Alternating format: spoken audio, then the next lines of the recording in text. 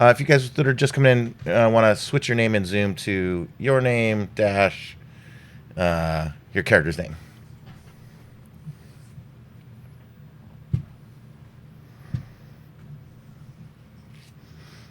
And the stream is live. We'll give it a few minutes for everybody to get in here.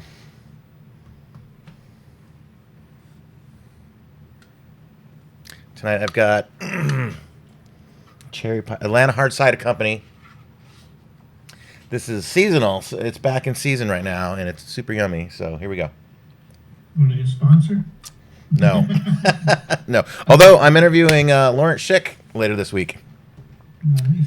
He's the head writer for Baldur's Gate 3 and also, you know, like classic old school D&D author. Cheers, Mr. Don. Yeah, I already did my drinking, so I got water. I need soda tonight, nothing, no alcohol tonight. Yeah, I'm running on fumes a little bit. Savannah down here, St. Patty's Day is a pretty big deal. We had 2 friends come in from out of state, tied one off. Had a good time. Yeah. All right. Good Mandalorian. All right, nice. All right, we're waiting on Jordan. There's Jordan. Oh, Jordan is coming. And Hey. Earl.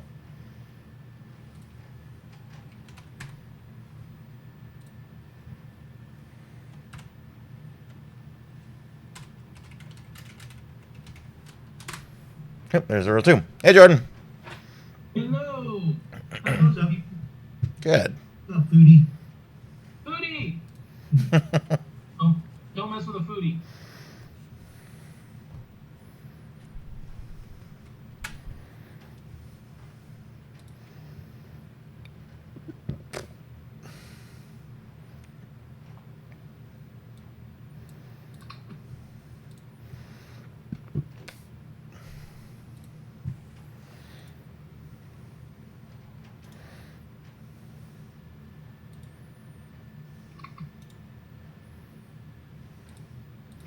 It's like Earl's coming in. We can see that you're here, but we don't have video or audio for you yet, Earl. Still can't hear me? We can hear you yet. There's no video now.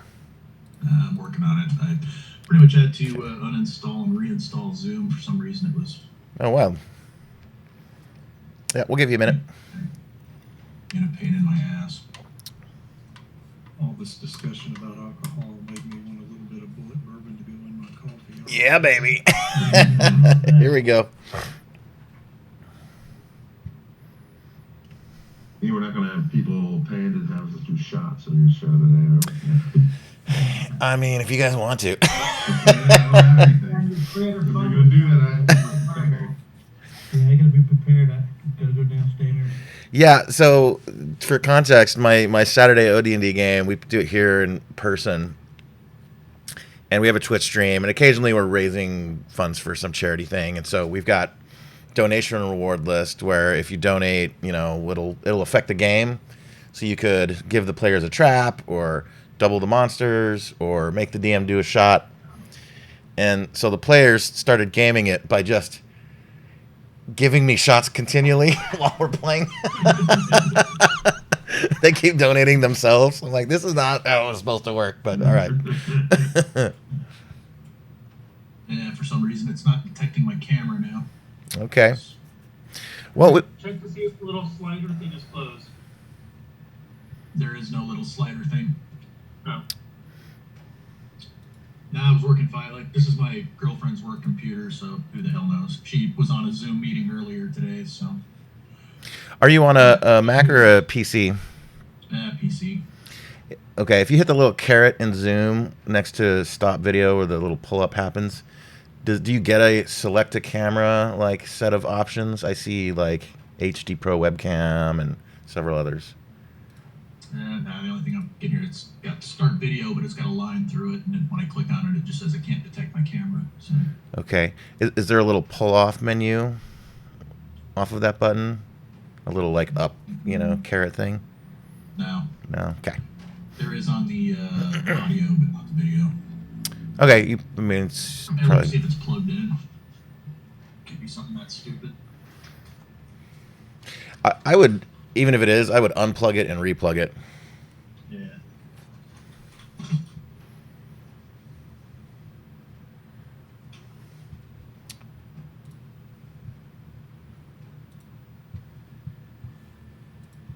Oh, we got a viewer already. Hey, Mr. Peter Flag.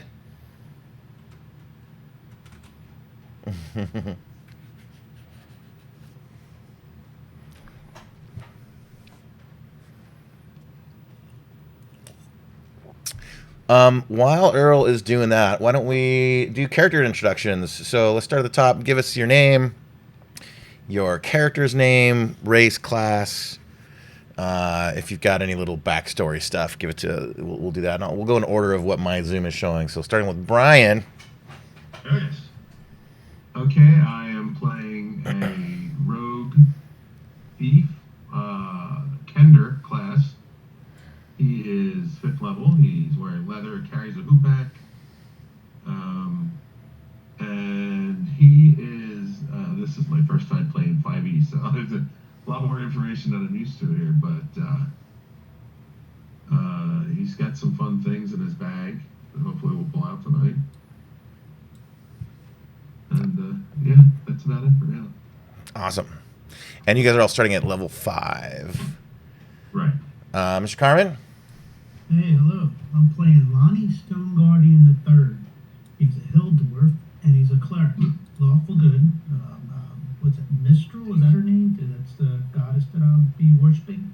And I'm really fond of playing with stones, doing everything with stones, trying to like carve little miniatures out of stone often when I'm doing nothing when we're not out battling and having fun. First time 5e2 also here. That's about it. Thanks. Okay. And Mistra is a god of in the Forgotten Realms. Their names are there's similar parallels, but here it'll be Mishikal. That's it. Yes. Yeah. Mr. Don. I'm Mystical. God of health. Nice.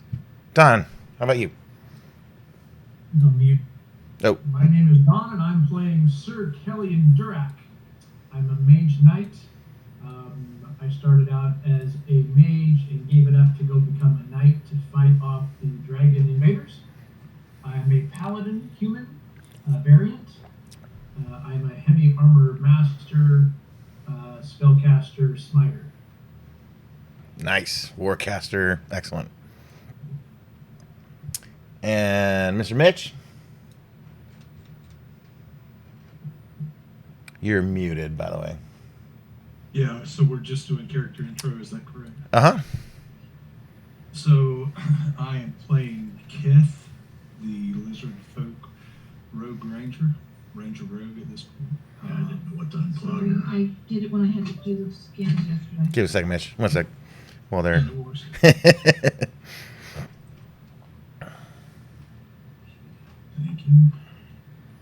you. Ooh, all right. We got a whole backstory here. Nice. Hey, there's Earl. Nice. Well done. All right. Over to you, Mitch. I did have Lisa come rescue me. Perfect. Thank you, Lisa. So Kith's full name is Kith Assis. He's born of the Bakili tribe. He was a little unique. Didn't like the oppression that he was perceiving was going on with Dragonkin, subjugating his people. He is a follower of Habakkuk and trying to, kind of come out of his shell, no pun intended. Get Nice. his tribe to come out of their shell. He has been ritualistically banished from his tribe for his unusual beliefs, and we'll see how it goes. Okay. And we're going to place Queth. How do you pronounce it? Keth or Queth? Kith. Keth. Okay. Kith. So It's like a saying kiss, but it's Mike Tyson. so Keth is going to be from the swamplands in southern Nordmar, which is north of where today's adventure is going to begin in, I believe it's the Calist Mountains in the city of Naraka. Earl, give us your character intro. Give us your name, class, race, if you have any little backstory stuff. Hit us with all that. Roland, he's a half elven fighter. I just went straight fighter, Eldritch Knight. Figured it would just kind of streamline things, give me a few more hit points. Yeah, not much to tell. He's pretty much just a mercenary. Doesn't really have a whole lot of beliefs other than his next paycheck, and tends to kind of be more of a, down to earth sort of guy. Just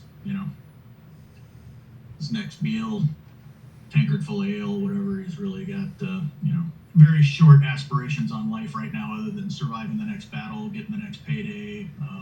He's real loyal to friends, though. Like, if you're comrades, he'll go to the ends of the earth for you, but everybody else can pretty much go to hell if they're not paying him. Yeah. So maybe you're something of a double agent in the adventure we're about to have. All right, and I skipped over Jordan. You ready? All right. I am playing a forest gnome. High intelligence, but with intelligence comes madness. Be prepared. We're going to do some crazy shit. And I also have a tendency to follow my nose. If I smell something good, I may just wander off. You never know. I have all kinds of spells with illusions and other sorts of invisibility and stuff, and I'm probably going to disappear on you and appear somewhere else. You won't even know. Awesome. Perfect. And we're going to place Foodie's place of origin to the western Sankrist Isle. So most of the gnomes come from Mount Nevermind up in the mountains. So as a forest gnome, you're from the same region, but a little southwest of there. But all of you have made your way over to the city of Naraka at some point in your past, and that's where our adventure today takes place. So before we begin, just a little backstory of this adventure. I wrote it. There are 3 parts to it. I have played the first 2 parts. I wrote it for a fellow named Shannon who has terminal brain cancer. And originally, when we ran it for him in person here in Savannah, we were sort of funding, raising, like charity fundraiser kind of thing. But I've run it again since then with, if you guys know Brahm, he's the guy that painted all the Dark Sun. He's been here. He lives in Savannah too. He and his family played it with me, and that was a lot of fun. So you guys are the 3rd time I'm running it, and I've just listed it at page 2. We're gonna run it at the convention next year. If anyone's coming out to Philly for that, I'm gonna run this again there. So yeah, without further ado, let's dig into the last dragon eggs. Here we go. Nice. By the way, I commissioned some custom artwork for around this time. This is a map of sort of the region. So Naraka is unfortunately right off the map, up and to the right. But let's go to the world map. So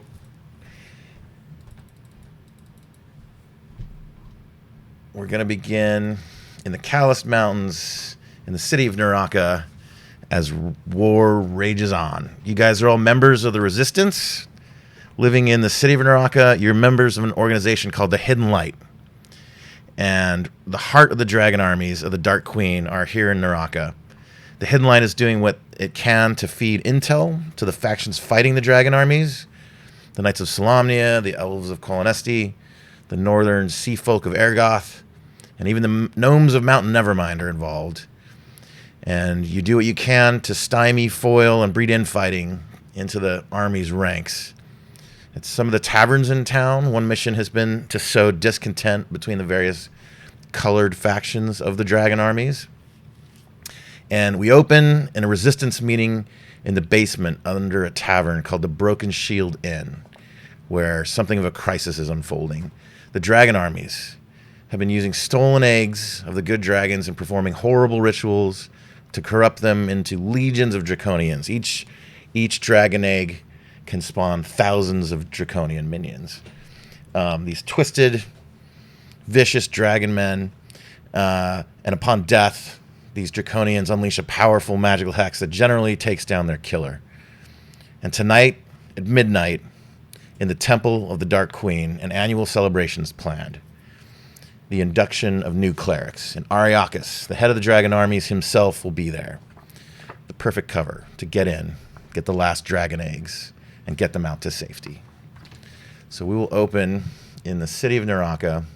And by the way, some of the maps for this come from DL14. This is the last module in the Dragonlance series that follows the Chronicles books, if you've ever read those. So some of these maps come from that. And a gentleman named Talent Oren is down there running a meeting that you guys are all attending. And he says to you guys, we've got a lead. We've got someone on the inside. And we think we've got a way to get in there.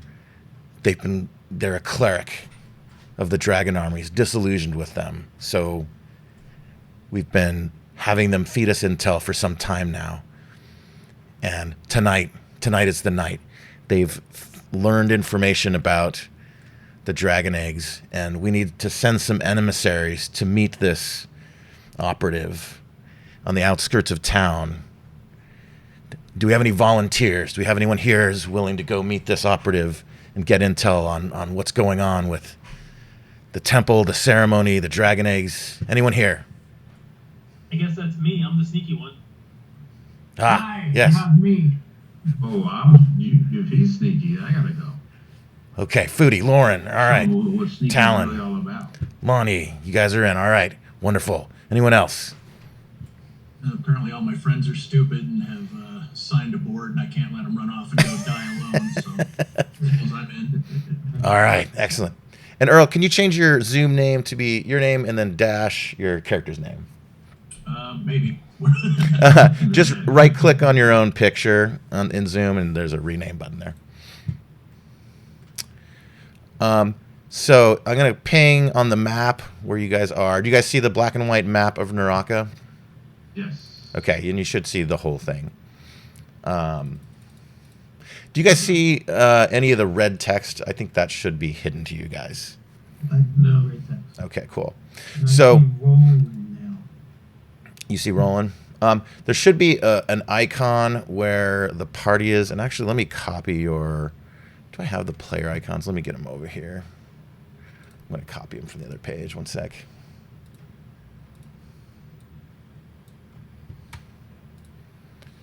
All right. So the city is kind of spirals outward from the center. There is, at the very center is the twisted Temple of the Dark Queen. And there's different quadrants of the city, and outside the city walls are the camps of the dragon armies. So this is sort of home base, and they're sort of subdivided into sections. So there's quarters. There's a white quarter, a green quarter, a red quarter, blue and black. Keth, are you at this meeting, or are you? Are we gonna? Do you want to be introduced in a different way? Well, when you said where I was starting from, I wasn't sure I was with the group. I just need a little clarification. Yeah. You're to make it easy. Yeah, you're here with the group. Your starting point is sort of a description of where your homeland is. That's where you used to be.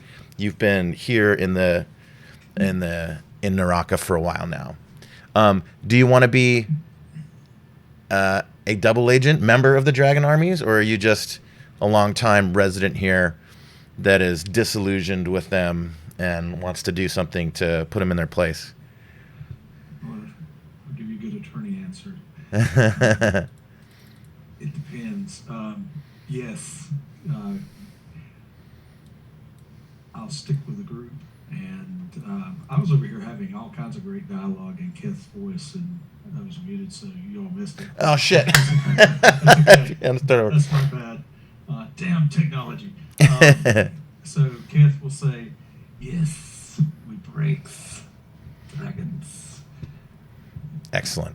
All right. Have you all got your black passes? We're going to need those. Not have you got them all. Shit, here they are. 1 second. And he starts to hand out the black passes. Did you guys have those from last week? Digitally. Okay. Has anyone printed them out? No. No, it's a printer. Okay. So he hands them out. Basically, he starts having you guys fill out your black pass. Let me add it to the game real quick so I can. 1 second. Extra handout.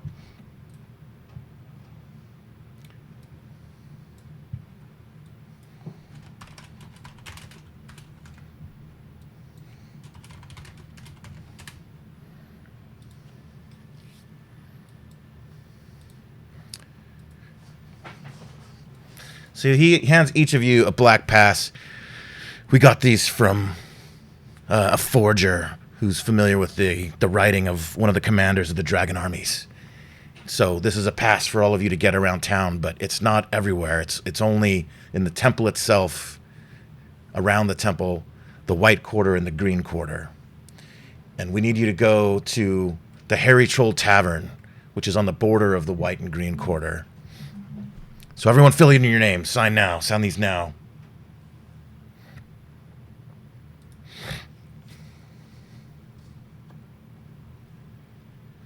And as you guys fill them out. And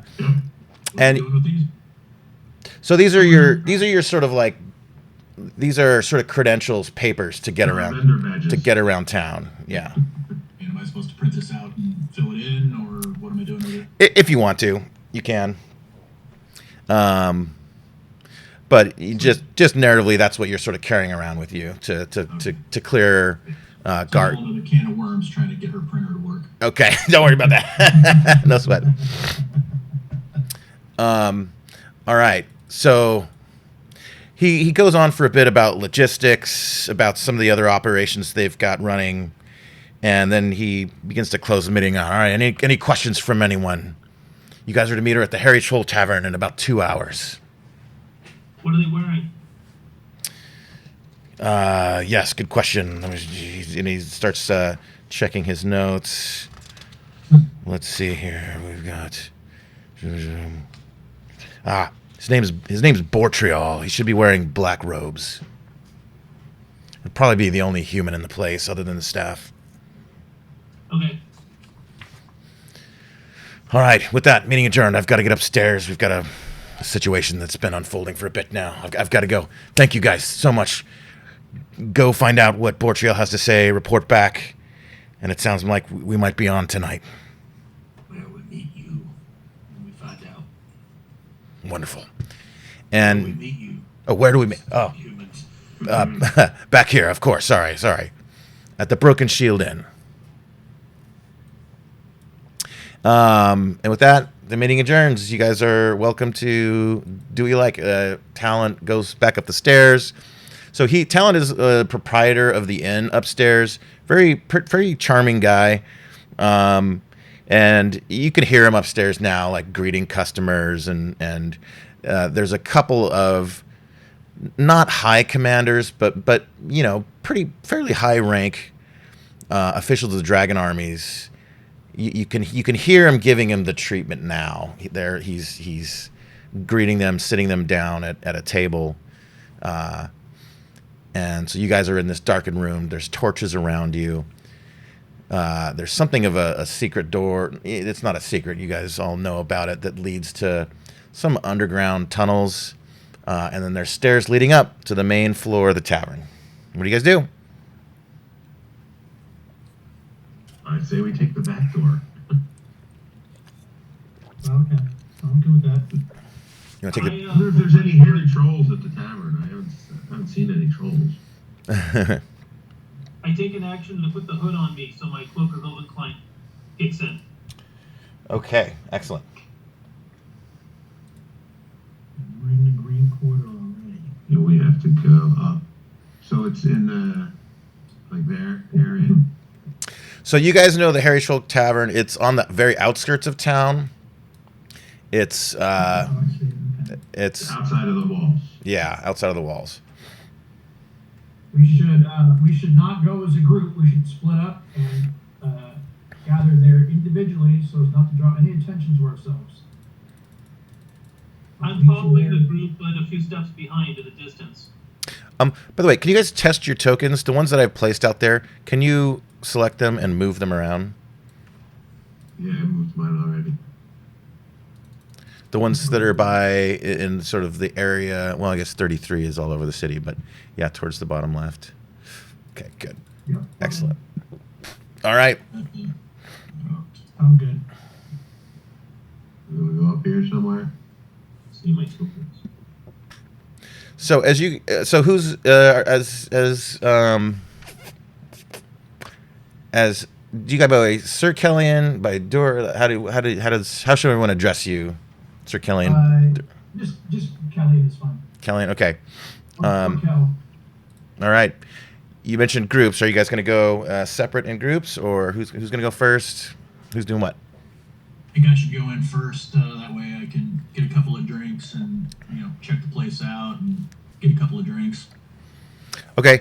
And Roland, are you going to be? You mentioned you're pretty mercenary. Tell us a little bit more. Are you a mercenary of the Dragon armies? You've been fighting with them. Pretty much was, I assume, part of like a mercenary band, and they've either since disbanded or been killed off, or now I'm just kind of floating between jobs, and this seemed like as good a place to earn some money as any, I guess. All right, sounds good. But I'm not a complete dirtbag or anything, so it's like I don't join up with.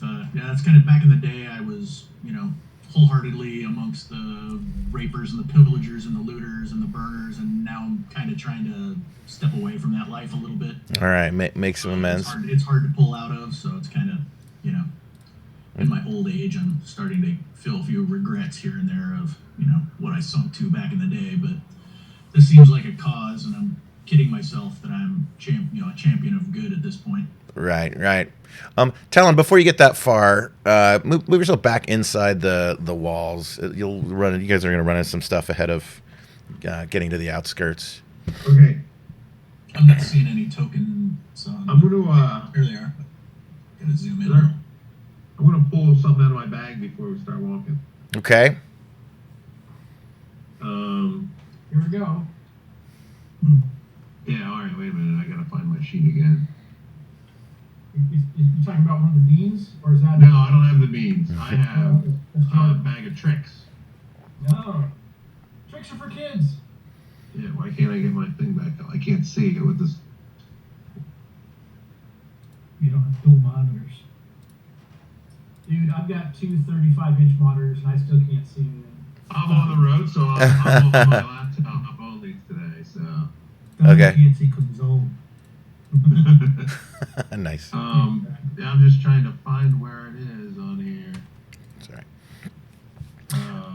So I'll send a ping. Rustic bag of tricks. Okay. Can I open that up? From your character sheet? Yeah, does it too? I can't open it from here, huh? Right, hold on. Rust I'll look it bag up. of tricks? Yeah, let's look at it in the compendium.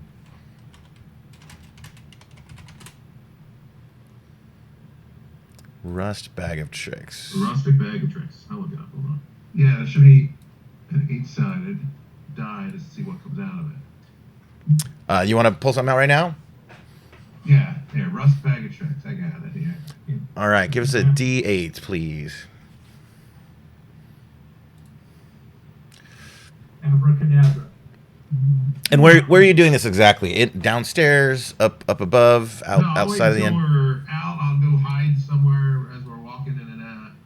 Okay. Before I pull it out of my bag, an owl. A 2, you get an owl. All right, so you guys exit the Broken Shield Tavern.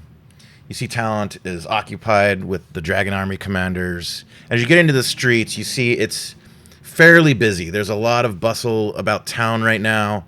The two gates that are just a little southeast of you guys, there's a lot of activity. There's sort of a backed up line of vendors. There's a lot of preparation around town for two things. One is the ceremony that's going to go on tonight, the new induction ceremony, and a new offensive is being prepared in Blood Elm. They're trying to take some land south of here, across Newsea. So there's a lot of movement.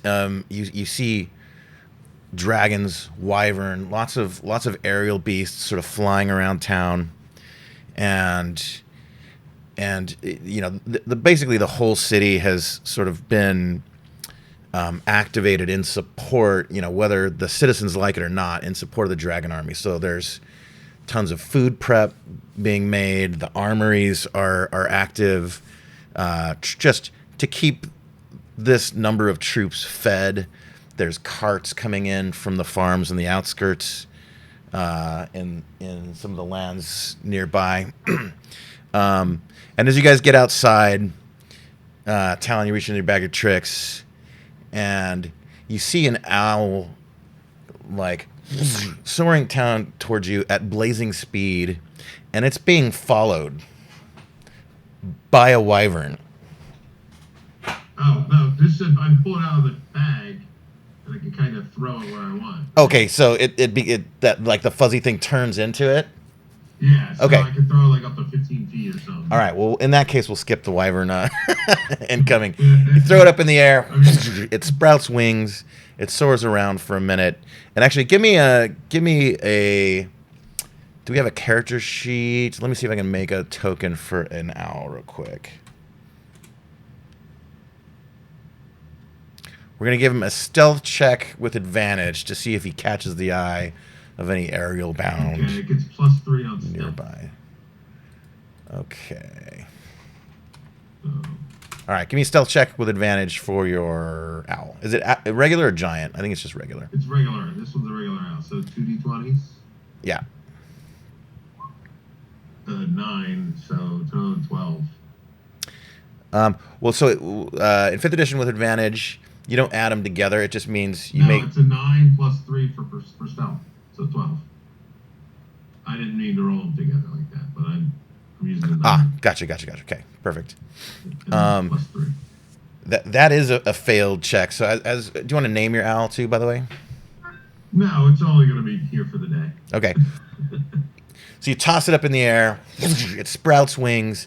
It glides around for a minute, and it starts like descending towards you. And yeah, you see it catch the eye of a wyvern who's like circling down, and it's spiraling down towards you right now. It looks like it believes it's found a little snack for itself. Okay.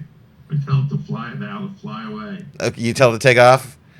All right. It goes into full evasive maneuvers, and yeah, it bolts to the south. 60 foot it flies. 60 foot flies. It bolts to the southwest, and it takes off. And it is not long at all before this wyvern just snatches the thing right out of the air. Like, oh, fuck. Well, I got that wyvern out of our way. Yeah. You're welcome. And I trot off in front of everybody like I did something good. All right. Reminds me, I'm going to see if they have food to go along with my 2 drinks.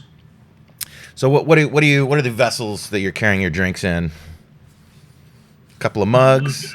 I was going to go to we're supposed to go to a tavern, so I'm going to go there and basically just find a corner spot somewhere and get my drink on for, inconspicuous sake. Okay, so Roland, do you want to be ahead of the party, already over there, waiting for them to arrive? I'm just going to go in there first and kind of get the lay of the land, because I look like, basically just like a dirtbag coming in for a drink, so. All right, sounds good. The rest of you, are you guys going to go all together or subgroup? How do you want to handle it?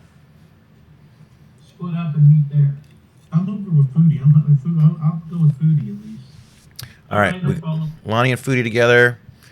I'm going to be associated with these types. Yeah, so I follow the paladin and talk to him the whole way. Yeah, and so by the way, Kellyan, You cover your shield. you since you're a knight of Solamnia, and we talked about this a little bit, but obviously the enemy can't be walking around the dragon army's capital. So That's why my mithril plate mail is actually local dragon knight armor, so I blend in. okay, perfect. So you look like you're one of the just you're supposed to be here. Correct. As you're exiting the town, you do notice that the 2 sort of high-ranking officials that talents, but they spot it. They are kind of like eyeballing you as you exit. Give me a deception check to see if you can blend in with no trouble at all. Sorry.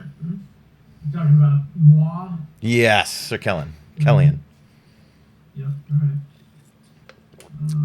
I don't have any type of guidance or anything. So Oh, wait a minute. I can do guidance, right? Yeah, you can. Yeah. Do you have guidance? Yes, I do. There it is. Yeah. Are you implementing the new revised reaction for guidance and resistance, or are you sticking with the standard action? I didn't know that there was a new revised thing. I'll say you can do it just fine. Normally it's an action. That they're revising guidance and resistance to be reactions. So Lonnie, as you're exiting, what do you do to give Kellyanne a little boost of guidance? Give him a little pat on the back and a good luck. Touch. Okay, cool. Yes, master. Yes, master. Okay, and this is not an advantage roll. Is that right? So you're. It's plus a D4, isn't it? I'm sorry. Yeah. Just give us a brand new roll with D20 plus 4 plus D4. Huh. Oh boy. Oh. Thanks. Your armor's on backwards or something. So as you're exiting the tavern, one of the high-ranking officials, he kind of he just straight up gets out of his chair and he points over to you. Hey, boy, over here. Where do you think you're going? And Talent tries to sort of distract him for a minute. He's like, sir, you have not tried our finest dwarf spirits. We've got a new batch in. And he kind of waves it in front of his nose. He pours him some. He's like, oh, come on, you're going to so I'm going to give Talent a little bit of a roll to see if his give him a persuasion check. And he knows this guy, so he knows this is his weak spot. And oh yeah, he takes the bait. He has some of the dwarf spirits. He kind of pushes him back down in his chair and just engages him in conversation quickly, and you're able to sort of sneak out without any more trouble. All right, Talon, you're with Sir Kellyan, yeah? Yeah, I'm waiting for him to come out. Okay. And then I'm going to walk the whole way talking to him, asking him stupid questions. All right, so you guys get up to the first main gate that leads to the outer city. And there's a little bit of a line. There's a couple people that are being ushered through. And you guys get up to the front of it. And there is a big fucking Etten standing there. A one-headed Etten. His other head is missing. He's been beheaded. And he's got a little gnome. He's got a gnome sitting where his other head used to be. Oh, man. And he says, "Hey, you lot, give me your passes. Let's see your passes. Hand them over." What's that? I don't know this. Do our passes get us through this gate, or are we? Yes. Yes. Okay. Let's have him. DJ, Uh-huh. before all that goes down, I'm going to catch up to the Salamianite. Keth has something up his sleeve. Okay. Do you want to move your token up to where they're at? Do you see where they're at on the map? I do. All right. Keth is behind the two of you as this feller is asking for your passes. And then the little... I'm going to pull the pass out and be just perfunctory, using my station and my bearing, you know who I am. Get out of my way. Here's my pass. Stand back. Don't bother me. I'm on official business. Hey, I don't fucking know you. Give me the pass. And he tries to grab it from your hand. Do you give it up just fine, or you give it a little resistance? Can I pick his pocket while they're trying to do this? You may give us what would that be, a deception? Just sleight of hand check. Sleight of hand, which I have, I believe. The little gnome on his shoulder is pointing. He's cracking up at Sir Kellyan not giving up. He's like, and he looks at his buddy. You little bitch! You can't even fucking do your job right. Hey, shut up! Or I'm gonna get this from. I'll wring his fucking neck. I think I have advantage because because I took that. That's not shown on this paper, but What would you have advantage for? sleight of hand. I'm pretty sure. Oh, so sleight of hand. If you have I took that as my proficiency. aptitude, and I also took it because it's a Kender aptitude. Okay, On yeah, let's top look at of that. So you're proficient in it, so you get your plus your proficiency bonus. But thanks to the mystical order, you gain proficiency in one of the following skills. Okay, so it gives you Can I proficiency. cast prestidigitation? I think you took expertise in that too, didn't you? Expertise, yes. That's what I'm looking for. What does expertise do? Doubles your proficiency bonus. Ooh, nice. So you get +6. So yeah, all of that is built in, I think, to your sleight of hand bonus, Talon. So that +12 that you get is from all of that combined. It's not an advantage roll, Sleight but of hand. Oh yeah, I get a +12. yeah. Is that what that means right there? Okay. I rolled a 20. Oh, fucking shit. 32. That's without advantage. Loincloth. Yeah. Whatever you give him, I'll give you back. Are you sleight of handing from the Etten or the gnome on the Etten? Oh, I don't think I can reach the gnome, so yeah. Yeah, he's a little too high. All right. So he's got this like a cross thing with like a pretty substantial pouch in there, and you were able to like he's kind of flailing around trying to like grab Sir Kellyan, and Sir Kellyan just kind of matrix dodging him.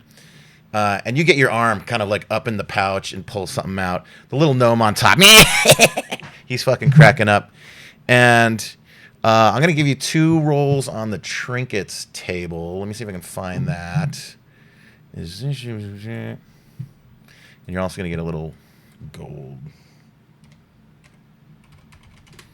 Sure, the gnome has all the good stuff, but it's too far up there. Can I cast prestidigitation? So Foodie, you and Lonnie are held back. You're not up here with this group. Do you want to do it sort of separately? Wait. How far back are we? So you guys are about half. You and Lonnie are about halfway between, according to your tokens anyway, the Broken Shield Inn and this checkpoint. Okay, how far away is that? About a football field, maybe 100 yards. Oh, that's a long time. You got some buildings there too. Yeah. Talon, give me 2 D100 rolls and 2 D12s. Alright. So 48 and a 46 and a 9 and a 3. And give me a D6. Oh boy. 6. Ooh. All right, nice. You find yourself. You just kind of like pull some shit out. You find yourself with 6 gold, 12 silver, 46 and 48. Oh, I lost you. Oh, can you hear me? My internet's bad here. God, 6 gold is all I got. 6 gold, 12 silver. And what were your numbered rolls again? 46, 48? No, hundreds were 48 and 46. All right. You pull a glass bottle that's got a dead sprite inside of it. Not the soda, but a mystical creature. Okay. And you pull out another a glass orb, and this one has filled with water. It's got a clockwork goldfish swimming around inside of it. Oh, that's cool. YOLO shit! Give me a fucking pass! You too! You fucking... And he is going to make something of a grapple check against you, Sir Kellyan, to try to get your thing off of you. So we're going to do I keep going. contested strength checks. So the Eden is grappling Kellen? Yeah. Okay. Did you get that message? Did you? I don't know. Did you DM me somewhere? I did. I did it in Zoom. In Zoom. Okay, I'm not checking that. Let me look. That's a good way to do so. Where is the chat thing? Nice.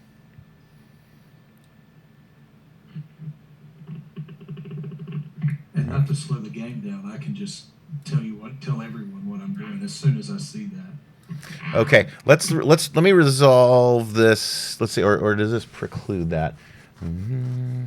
Okay. Yeah, give me a strength roll. We're gonna do a contested strength check, Sir Kellyan. 3. Okay. Now, Kev, Yep. go for it. So, Kisses will take his net and throw it across Killian and yell at the Etten in Draconic. My quarry gonna steal. And, I guess I'm making an attack roll against Sir Killian. Yep, give it to me. With advantage because he's grappled, correct? Yeah. So Kellen, he finally sort of like gets his massive hand around your neck and like kind of takes you down to the ground. He's on a knee. He's holding you down. And Sir Kellyan, yeah, advantage. My problem is I don't understand I don't see the net or how to roll the attack. Yeah, good question. I know you can. So if you can, so on your character sheet, right in the dead center are your attacks. So there's bite, spear one-handed, spear, dagger, longbow, hunters, cure wounds, like net +1. So just click the word net +1. And a fumble. You rolled a 1. Jeez. Nice. So Oh no. you run up trying to, solve the situation. You start flinging your net around, and this Etten just boom, just comes down. Like if Sir Kellyan wasn't wearing armor that is preventing his like torso and chest from being collapsed in by this Etten, he would have been just crushed to death. The net that you try to get around him to take him away catches the ogre instead. And he's fucking pissed. What the fuck is this? Are you coming at me too? And he grabs the net and he tries to pull you in. And the little gnome, like, has now fallen out of the head hole and is on the ground, rolling around, laughing his fucking ass off. You're such a fucking dumbass! You can't even do your job! Get a simple fucking pass off these assholes! Holy shit! And he is gonna make we're gonna do a contested strength check with you two, Kev.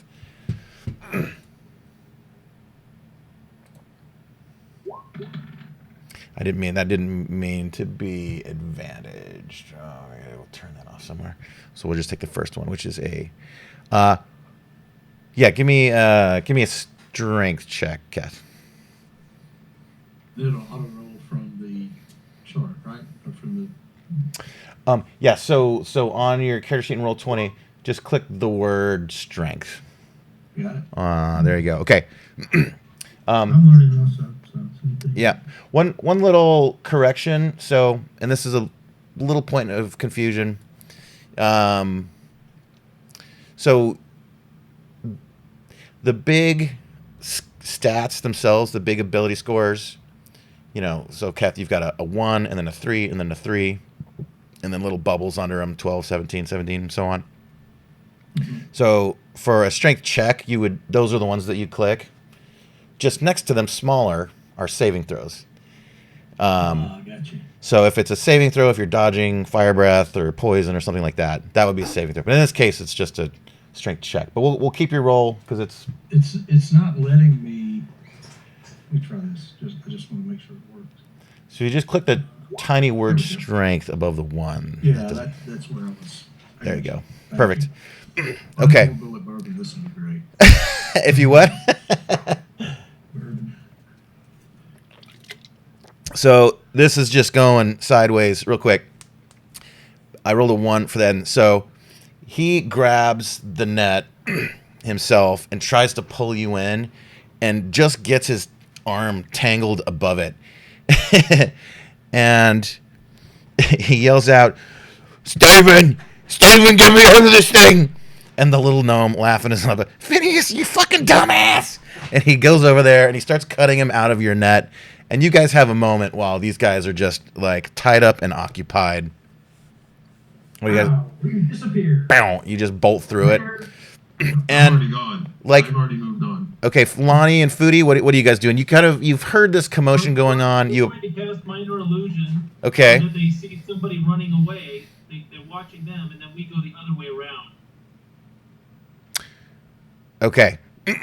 you go. Well, what do you mean by the other way around? There's like through the gate or back towards the inner city. That way, that way. Okay, cool. All right, and Lonnie, are you sticking with Foodie? Right with them, yeah. Okay. All right, you guys get through. It takes a minute. They're discombobulated. You guys get through it. But you've caused quite a bit of a scene. There are a couple of the small crowds that now have gathered around and have been watching this ordeal. Like, you know, there's a bit of a backup now of people who were waiting to get through and present their passes that are just like, they're pointing at you guys, they're laughing, they're cracking up. And you see a couple of sort of menacing looking figures coming straight down from the green quarter heading in your guys' direction that are like, they appear to be hearing the commotion, coming to check it out. What do you guys do? Disappear in an alleyway. Hide and evade and escape. All right, you guys cut north? Yeah. All right, perfect. I follow. All right, Keth, what are you doing? Trying to salvage my net and escape. You gonna salvage your net? The little gnome is trying to cut him out of it, No, and he's cursing at you. You son of a- what the fuck? I'm gonna tear your goddamn limbs from your fucking body. Second I'm out of this fucking thing. After this is over, or I'll buy you a new net. Yeah, my amphibian brain kicks in. Kiss, save net. And I'll start unraveling the net, and I can use either a dex check or sleight of hand to do that. Okay, unraveling it meaning like unfurl him from it, or Yeah. okay, yeah. Give us a sleight of hand or survival check for that. All right, 24. You are adept at using this thing. It's like, you know, part of your culture's way of hunting, and so you just kind of like the little gnome. Maybe you're a little annoyed with is like just chopping through the thing, and you're able to like just kind of like unravel him, and he gets to his feet, and he goes to grapple you. After that, give us another contested strength check.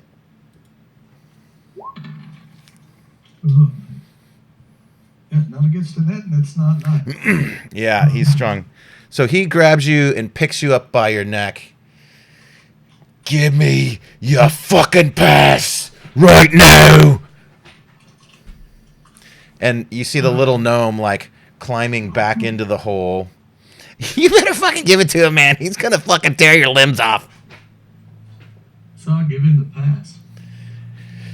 And he looks at it and he's just shaking. He's like looking around. He's fucking embarrassed. I don't want to see you or your fucking. Are you with those pieces of shit? Hunting bad guy. You fucking find him and you bring him back to me, and then we'll be square. You got me? Yes. All right. Fucking bitch. And he starts coughing, and he sends you on your way. All right, you guys head up north. Yes. All right, keep moving your characters towards Roland's token.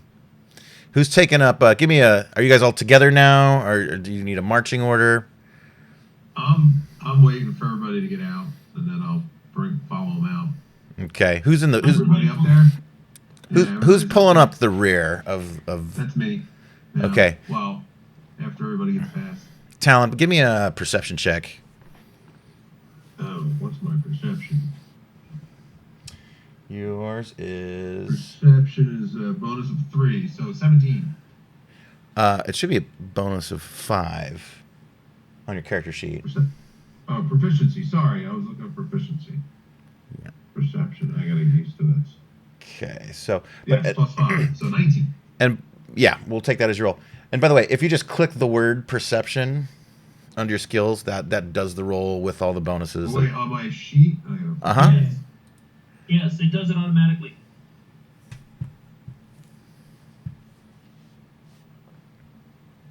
I'm loading it back up. I got knocked off, so... Okay. We'll keep going. So, you notice you're being trailed now. There are 2 Draconians that kind of like were coming up on this altercation as it was kind of noisy and raised a bit of a crowd, and they have now followed you through the alley. The other characters have sort of gotten away in front of you a bit, but they're behind you now, Talon. They're keeping a good distance, but they're just sort of like trailing you where you're going. Maybe. They're trying. You could tell they're trying to be inconspicuous themselves. Do we know the city Alright, well so enough wait. like a way to lose them or a dead end? Well, so if you're saying I'm right here, Yeah. and so I'm gonna try and hide and kind of double back then to get, like, maybe have them follow me over this way, and then I'll try and hide. Can I cast minor illusion so that he's hiding, but there's an illusion of him walking away in a different direction? Sure. Yeah. You cast minor illusion. Yep. All right. And as you do this, give me a deception check. Let's see how good your minor illusion is. All right. Which button do I push? So Deception. I'm gonna. Hold on. Yeah. Go to your core. So then on the left, your character sheets where the skills are. Oh, spell save DC. That's for deception. Oh, 17. Good. Yeah. Nice with no bonuses. All right. And Foodie, where do you want to have the illusory Talon walking off towards? Probably over here. Okay, so he keeps heading that direction. The rest of you guys keep going north. Talon double backs around south. Sir Kellyan, you've made it to the Hairy Troll. You've sort of got up to there. And yeah, they keep going like deeper into the green quarter, and you think you've lost them. And Talon, you see him following an illusory you off into the nethers. Then I'll catch up. All right, cool. My gnome says, it worked. Nice. I give your gnome a high 5.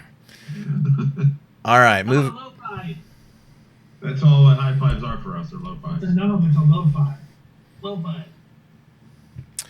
All right, and as you guys get to the Hairy Troll Tavern, do you want to all enter at the same time other than Roland, or how do you want to do this? I'll come in last. I'll follow everybody after. Okay. I'm going to switch us to another map.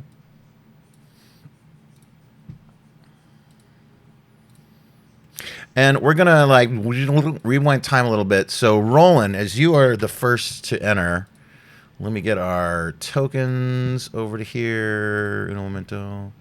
Had a few beers by now. Yeah, you've gotten yourself served. You've been served. You got served. But I understand. Oh. Okay. So we're going to place... Oh, you're all already there. We'll go with these versions of it. Okay, so you guys are all going to be outside with Talon coming up, picking up the rear. Roland, where do you want to be inside of the tavern? Basically, as soon as I came in, I just kind of stopped and looked around and, give the wenches an appraising look, kind of look for a spot where I can keep an eye on the door or any other, basically just most advantageous spot I could find. Okay. If it happens to be occupied by somebody I think I can take, I'll try to intimidate them out of the seat so that I can accommodate myself. All right, and it's just as you enter the tavern, a bar wench approaches you. She appears to be half hobgoblin, half human, pretty ugly, and I'll give her a smile and a wink like she's the most beautiful thing I've ever seen. Oi, darling, welcome to the Hairy Troll. Are you mating anybody? Can I seat you anywhere? And as you quickly scan the room, you see just in the southeastern corner is the obvious target. There is a dark-robed, what appears to be a cleric, sitting alone at a large table. There's a loud and boisterous group of goblins next to them. They're just no manners whatsoever. They're throwing food at each other. One of them, they're playing the knife game with between the fingers, but Oh no. they don't entirely know how it works. So it's not someone doing it to himself. It's like one of the other ones, like, and he just sticks it right in his hand. He fucking screams. The next table over's got a couple of bugbears at it. There's two big fucking nasty looking Baz Draconians in the center of the room eating with a kind of higher up looking hobgoblin. There's a couple of trolls back there. Where can I seat you, darling? Where would you like to be? We're supposed to meet the guy in the black robe, right? Yep. As close as I can get to him without looking like I'm obviously trying to get close to him. So just basically something open, preferably against a wall somewhere. Okay. Do you see the map of the tavern? I see a black. Oh, you don't? Okay. Ah, shit. Okay. Let me reveal that. Reveal what you wanted to see. I thought maybe Roland was. An important detail. The fog of war. Is that what it is? Yeah. I have dark vision. I see everything. Do you guys see it now? It's coming. It's kind of dim. Yeah, when I scroll all the way out, I can kind of see a vague. Okay. I'm gonna launch another Very, instance very of dark. Roll20 so that I can see what you guys are seeing from player view. Give me a moment.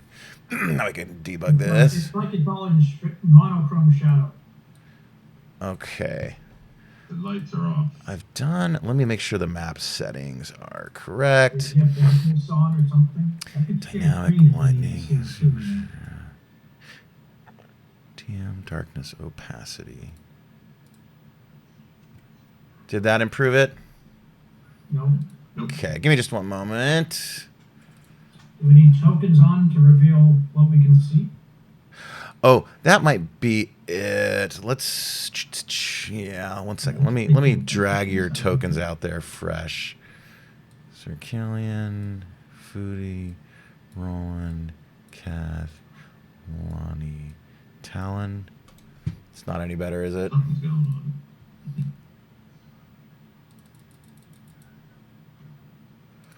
Switch to player view.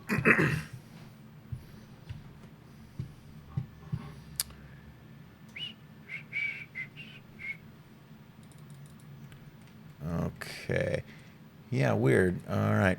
Give me a moment to troubleshoot. So should we reset, explorable, darkness, hide, reveal. That is strange. It should be showing it all.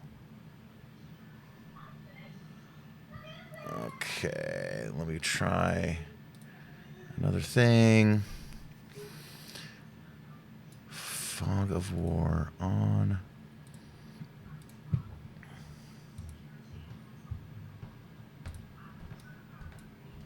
Yay. There you go. Ah, man. All right, sorry about that. So was the plan to just Was get worth the this guy wait. here out in the open, or are we just kind of? So you guys have plans to engage and get intel from them. However you want to do it. Open, not. You're supposed to meet them here, is all you know. In the bottom right corner, at a table for 8, is a cloaked figure. And Roland is the only one that's in here so far. Yeah, by himself. Several. And this is the goblins. Yep, goblin table, 2 bugbears, 2 I'll distract the goblins. Baz Draconians and a hobgoblin, another hobgoblin, and 3 trolls. If they so they're not like paying attention to whoever just talks to the fire. Roland, they're paying you no mind as you're entering.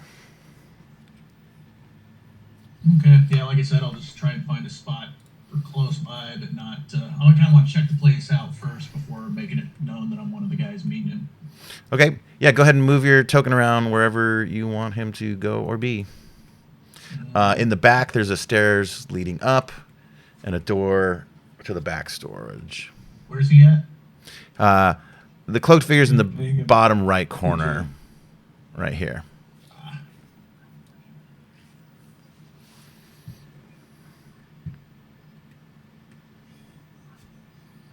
It's not letting me pick up my token. Okay, let me double verify. Oh, because I didn't do it right. Give me just a moment to solve that.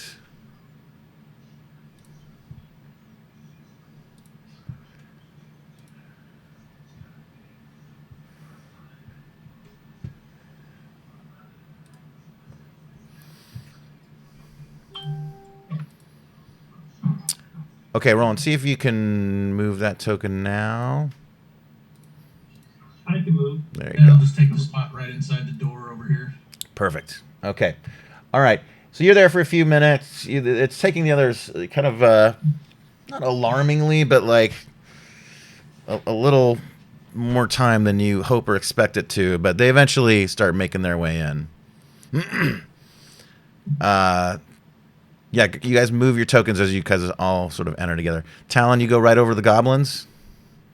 I'm not going to go right over. I want to assess what everybody else is doing. If we need a distraction, though, I want to kind of hover around here. Okay. If I need to get their attention, so if they're too, like, nosy. Welcome back, Mr. Peter. All right. So you guys are kind of mulling around. The same wench. As you guys are sort of entering, she's going over to Roland, who's now been seated, and is offering you some food. What can I get you, darling? Whatever you got on the bone will be fine. All right, Go with it. and to drink, we got a special today on Sanction's finest. We've got some hobgoblin ale that's from the mountains of the Callist, and then we've got some swampy white water that you gotta try it. It's fucking horrible, and you'll love it. Yeah, I'll leave it up to dealer's choice then, darling. All right, I'll be right back. Make yourself cozy. And she kind of wanders off into the back. Scoot that chair in front of me out a little bit and put my boots up on it. All right, sounds good. As the rest of you start entering, as she's heading to the back, she looks over her shoulder. Welcome, welcome. Seat yourself. Go be wherever you like. I'll be with y'all in just a moment. And one of the trolls kind of angrily like pushes his seat back and gets out. He's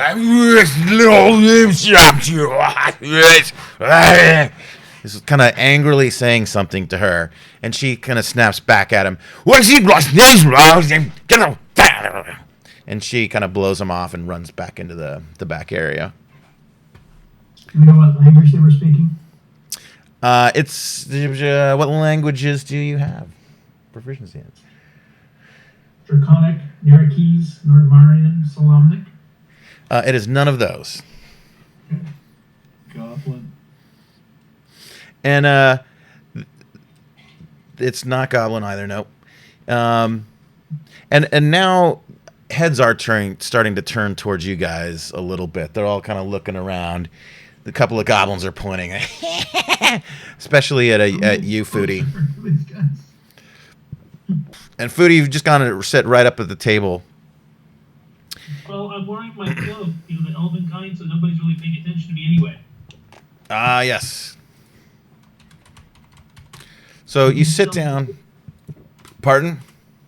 I'm stealthy. I'm not invisible, but I'm unnoticed. Nice. Sneaking and skulking. Sneaky. Nobody notices the elf. I mean me.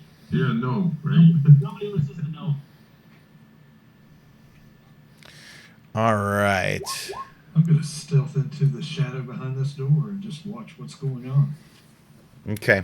Maybe.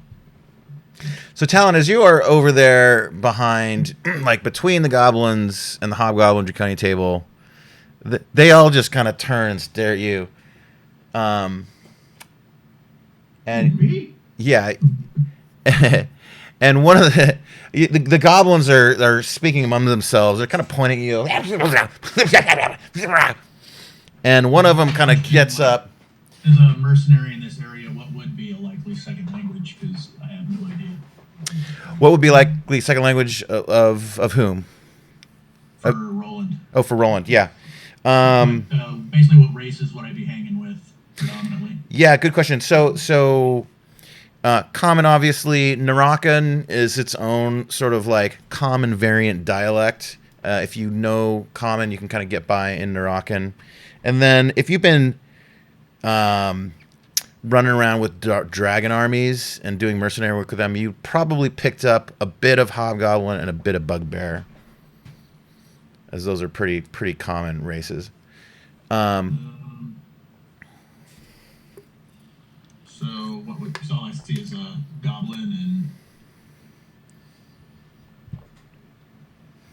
Yeah, so in the room it's goblin, bugbear, hobgoblin, draconian, and troll. Yeah, the only language I've got in my drop down is goblin, so I'll just settle on that. Okay, that works. In town, one of the goblins gets out of his chair and comes over to you and kind of like pushes you in the shoulder. And he points at you and he points at me and he's doing this. And then he turns around and he puts his back up to you. And he's almost the same height as you. So he pushes me, points at me and then himself. Yeah, and he turns around and he's kind of like backing up to you. And yeah, what do you do? Who, me? No, Talon. I'll turn around and see if I'm taller. I'll go back to back and see if I'm taller. Okay. And you see him like kind of going up on his tiptoes a little bit. And he's slightly taller than you, but your top knot, your hair that you're keeping, goes a little higher than him. And you see them like arguing about it. They're like, I'm gonna go up on my toes. And you go up even higher. And you feel him like a nasty elbow in the ribs. And he like says some shit to you. You don't know what it is. Alright, I laugh. Then I pull out that bag of silver, some of the silver. Okay. And I yell for a round of whatever is the worst drink for the goblins. Okay, you say that in common? Yeah. All right, you get you. So the hobgoblin lady is just coming back out into the main area, and yeah, so I'll pop like 6 silver. There should be some cheap enough drinks, right? Oh yeah, for sure, easily. And the guy goes back over, and he like he kind of slumps down as a chair. He feels dejected, and the rest of them are they're like pointing at him and laughing. Foodie, you sat down at a table with the target. What are you doing? I'm ordering an ale. Okay, she hasn't. Bring me an ale. All right, you cry out for an ale. All right, excellent. Bring me an ale. Sir Kellyan, what are you doing?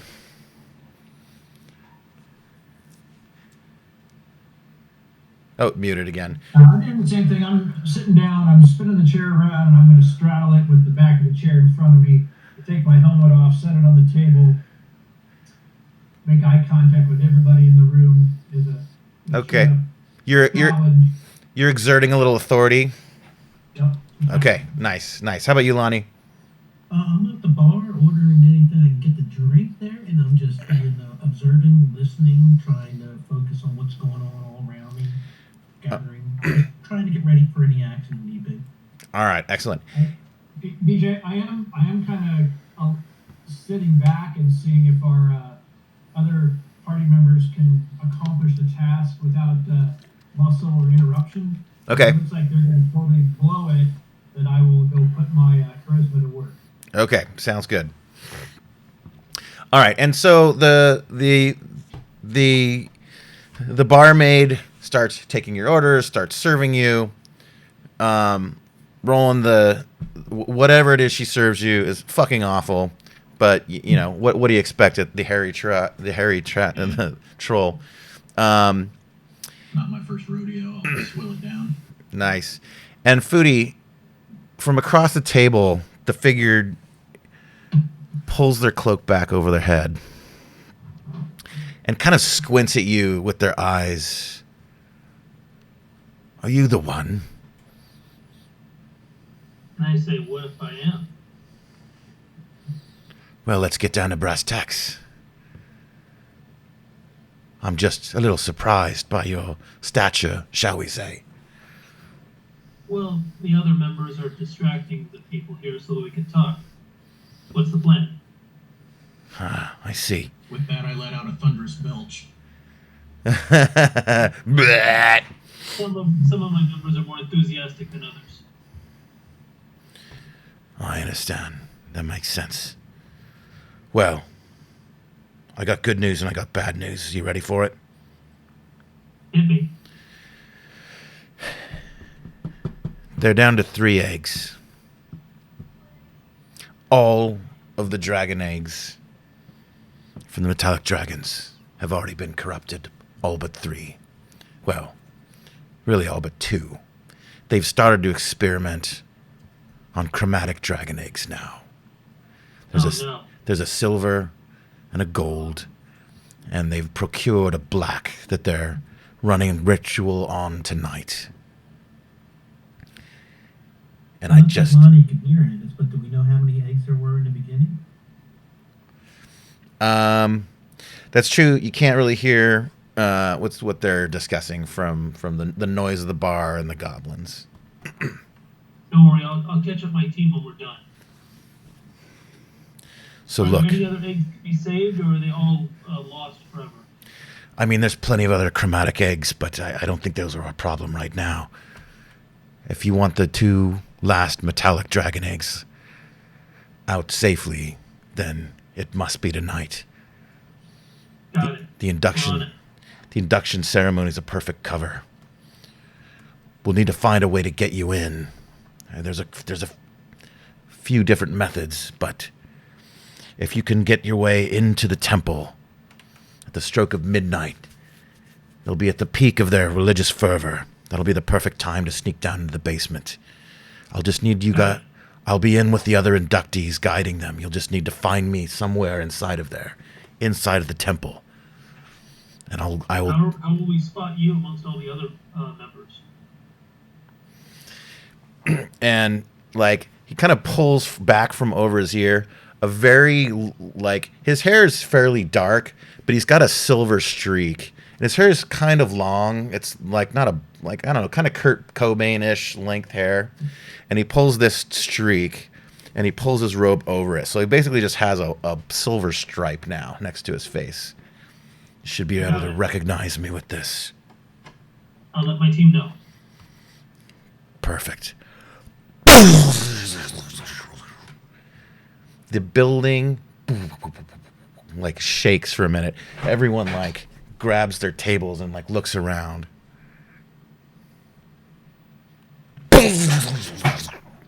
The whole building shakes again. The goblins get up. It's something outside. Something big is going on. The goblins all get out of their seat and just rush out the door. What do you guys do? Did the goblins leave anything behind I can take? I mean, their food. They all grabbed. They didn't leave without their drinks. You don't want it. It's not edible. There's a couple of shit garbage weapons there. I mean, there are plenty of things that a Kender would find of great value, I think. I'll take the strangest thing they left me. All right, excellent. Some loud shit is going down outside. The 2 Draconians. They get the better of me and wander out and take a peek. All right, if you guys are wandering outside, move your tokens. I'm going to suggest that the trolls might want to go see what the commotion is out front. Hey, you big green guys, you might want to go check that out. Ay, fuck. And pretty much everyone in the bar, even the barmaid, just kind of bolts outside. And as you guys exit, I'm going to move these guys out here too.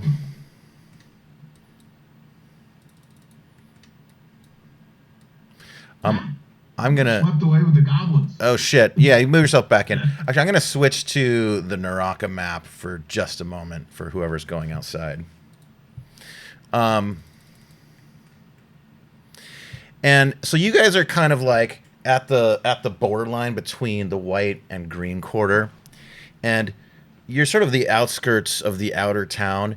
And beyond that, it's just tents. It's like tent city. There's thousands of Like the army tents. Yeah, exactly. Thousands stationed out here. Can you remind us what the difference is between the green quarter and the white quarter? Yeah, so, yeah, good point. So there's also, if you look at the other side of the map, the black quarter in the northeast, the blue quarter in the east, and straight dead south is the red quarter. So those are to say what color dragons are associated with each color, right? So you know that Takasis, known as Tiamat in other settings, is the 5-headed dragon god, and her armies are broken up into 5 factions, one for each of the colored chromatic dragons, and there's a dragon high lord for each of the colored dragons as well. And so the white quarter are there's draconians there, lizardmen, bugbear, there's goblins, hobgoblins. Each of the quarters has thousands of troops there, but the colors, the banners, their armor is all decorated such that it reflects which of the dragon quarters they are with. We got a new differentiates each faction you're with. Do Yep. they get along? Do like white and green get along? there. Well, you're about to find out. Mm-hmm. And by the way, we got a new person watching. Hello, Chris Andrew. Welcome to the stream.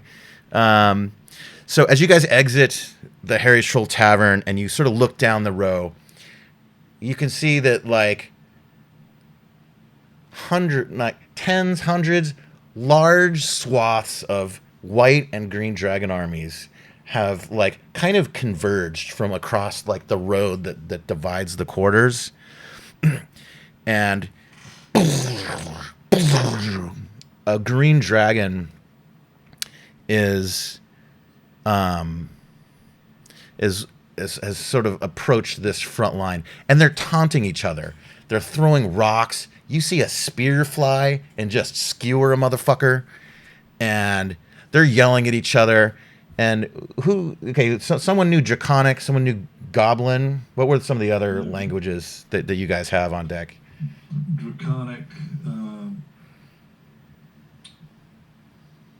Goblin, Dwarf, Halfling, Thieves Can't come. That's about it.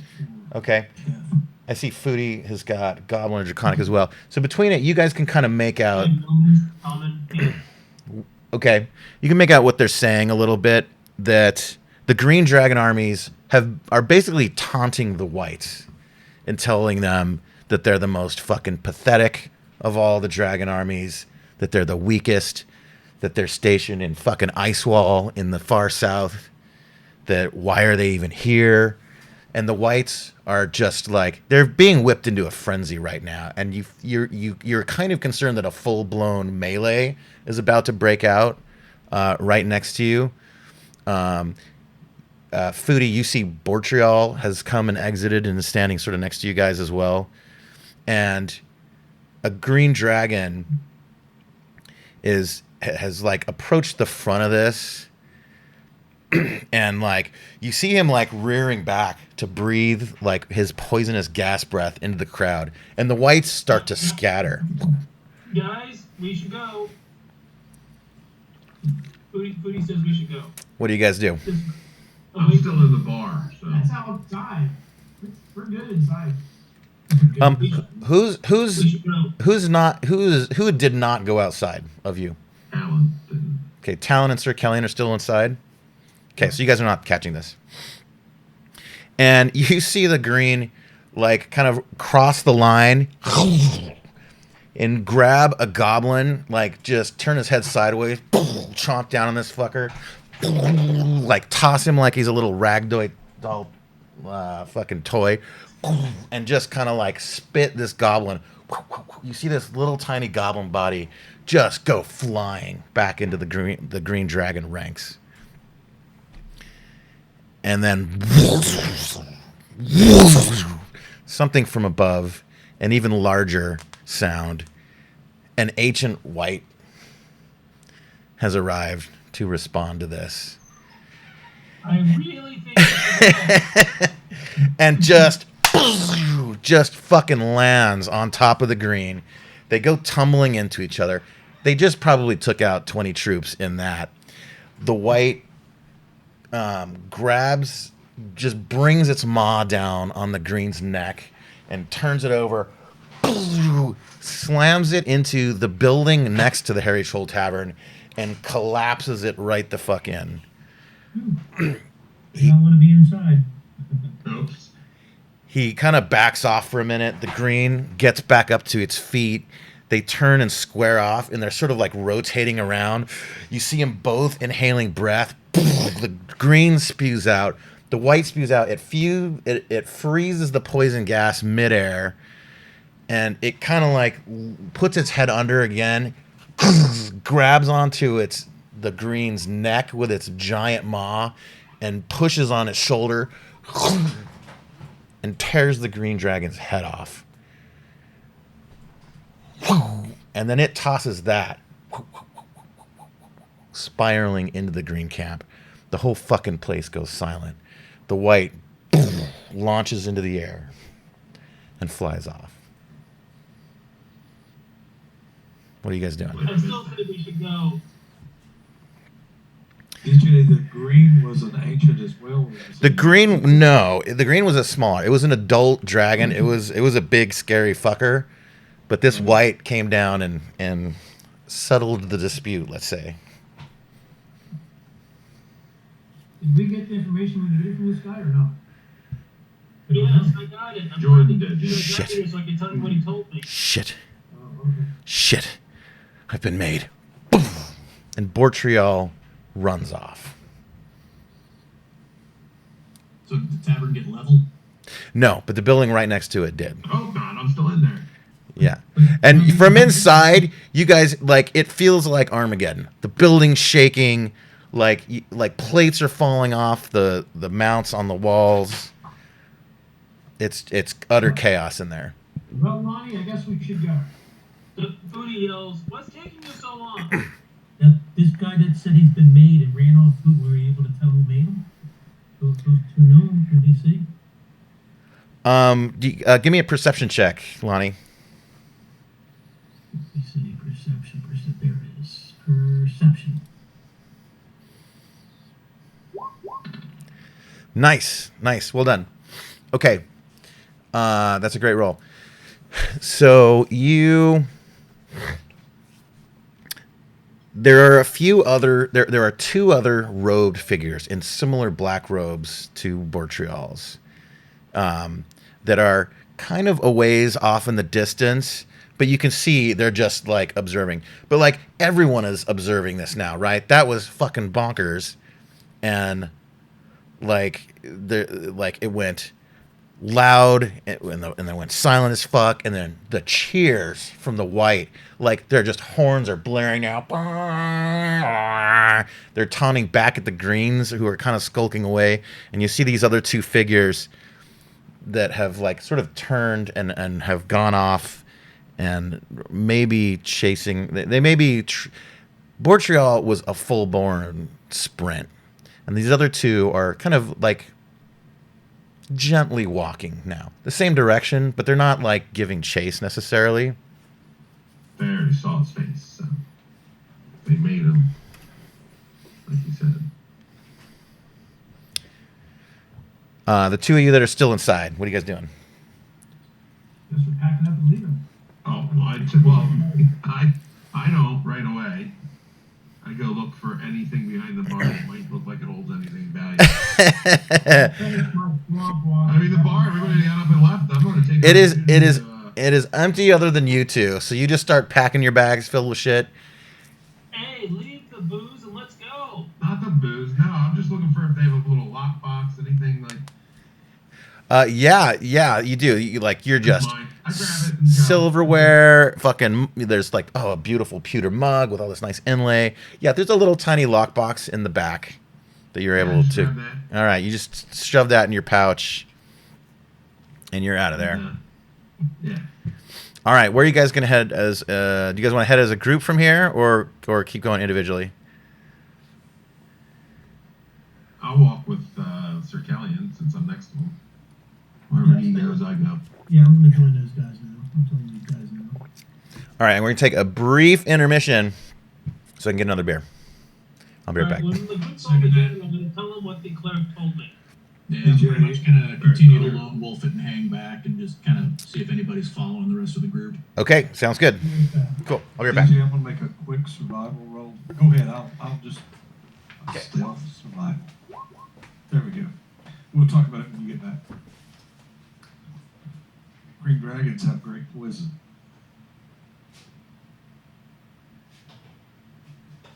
All right.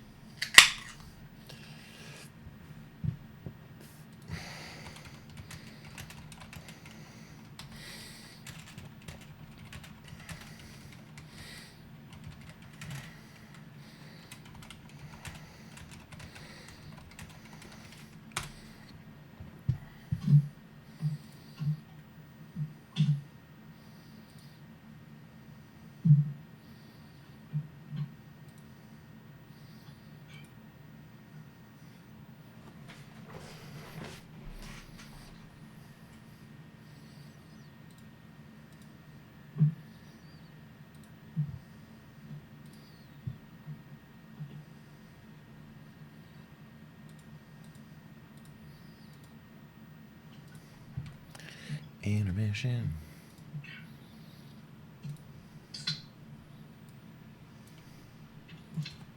All right. Jordan, you did GaryCon? Was that this past weekend? No, it's coming up. Coming up. Yeah, I get my badge on Wednesday, and I'm playing Thursday, Friday, Saturday, Sunday. Nice. Well, technically not playing. I'm dungeon mastering, and it's scaring the crap out of me. Get ready. It's gonna be awesome. It's a lot of fun. Yes. Good luck, It's Jordan. 7 games. I have been doing a lot of reading.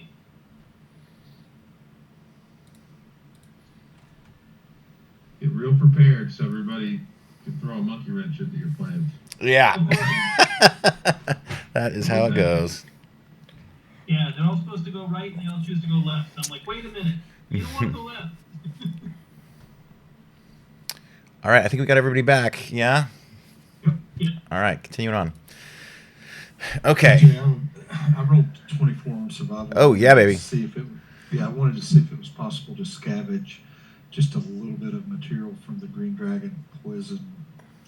Kind of it's a Kathy thing. Okay. Yeah, so I'm gonna move your token to the middle of where this happened. So it was kind of like right there that the fight broke out. Okay. Like right here, where your token is now. Okay. Yeah, survival check. So there's kind of shock and awe from the troops on both sides for the moment. Like there is still a giant fucking dead headless green dragon body kind of just strewn across the road right now. And you can see some of the other troops from the white side has come over to defile its corpse.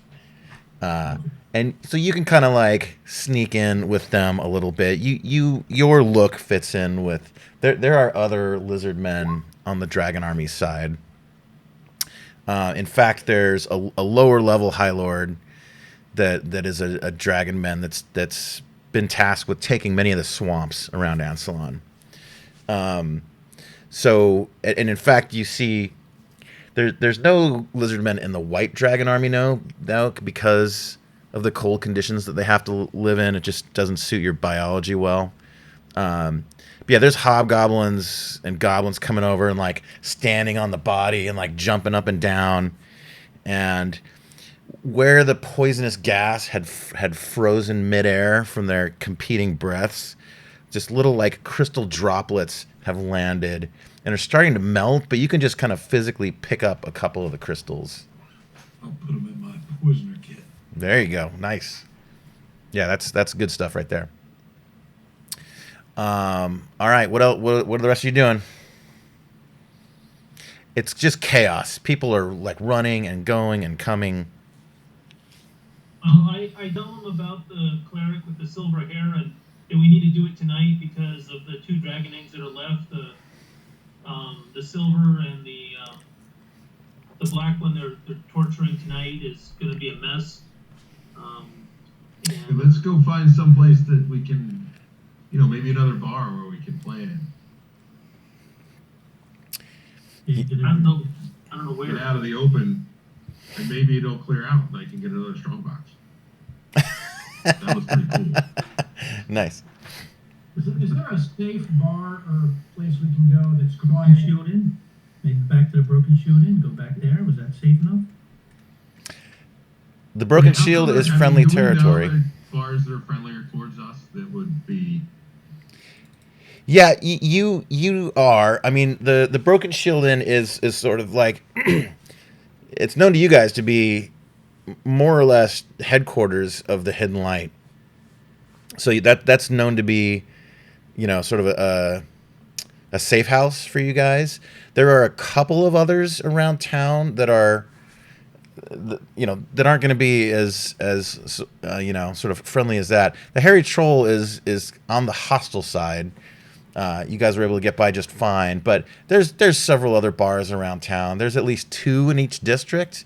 There's generally going to be one in the outer, and then one in the central for each of the quarters.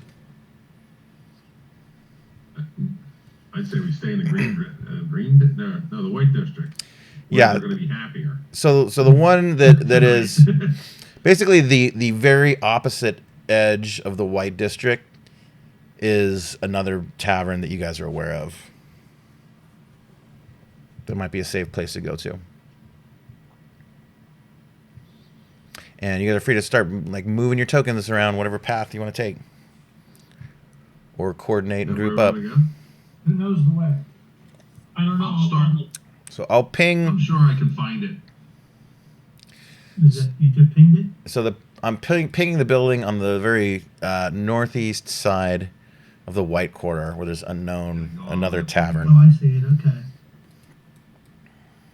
Alright. Zoom in. No, I can't. Oh my gosh, this is so much smaller than what I'm used to playing on. You can zoom in. Yeah, this is like whole city scale. To see where I'm at, to where I gotta go. So yeah, let's just wind our way. Boo, boo, boo. Okay. Can Let's go Talon, a different way. Talon and Keth, can you both give me perception checks? All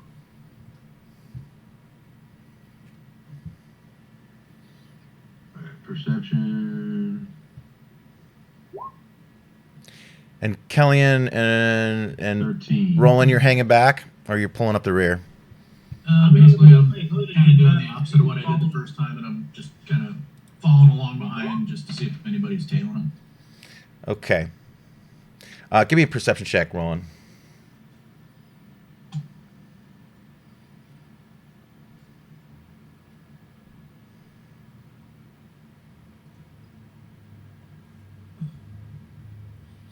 So hold your minis right where they are now, and in fact, I'm gonna back you guys up slightly. What did you get, Roland? 18. 18. Okay. Yes, you do. I'm gonna rewind everyone a little bit. You do see that the group is kind of like split in two a bit. Talon and Foodie are taking a little more of a back way. And Foodie, like, his little plump, like, walk is kind of hilarious. I move my little legs as fast as they can. I'm showing them what I found in the glass bottles as we're walking and stuff. And Roland, You think it was cool? you just at the last moment, right before the ambush occurs, you see a couple of Draconians, 2 on the ground, 1 on the roofs, sort of trailing Foodie and Talon, and they make their attack just as you guys sort of break into that little back alleyway. Roll for initiative, you guys. Everyone. Initiative, you say? Yep. All right, what do we, it's 20-sided in this version, right? It is. So to make it I would go on the character sheet again, I guess. Yeah, so on your character sheet, there is top center. You can just click the word initiative. One thing that's really If you click your token first, it'll go under the turn tracker. yeah. Okay. So I gotta figure out which what is what. So make sure you have your token selected, and then click the word initiative on your character sheet, and that'll get it all correct. Got it. I already got mine. Yeah. All of us? Let's see. I've got Keth, Jordan, Talon, Lonnie, excellent. Foodie, Sir Kellyanne. I don't have Roland in the turn tracker yet. I got a 22. Okay, we could change it to that after that. Do it again just so it goes in the turn tracker. Make sure you select your token on the map before you do the initiative roll. Okay. Oh, actually, let me. I'm in D&D Beyond. That's right. Yeah, I forget. Okay, let me. I'll do it for you in this case. Make it easy. And then you got a 22. You said. Yeah. Okay, so you're added 20. 22. We got. Initials. Except for Lonnie. Oh, and Don. What the heck? Roll 20 hates me when it comes to die rolls. Right? I think I've already had 2 1s today. Oh man. So the 21 that I rolled on perception, will that assist with the ending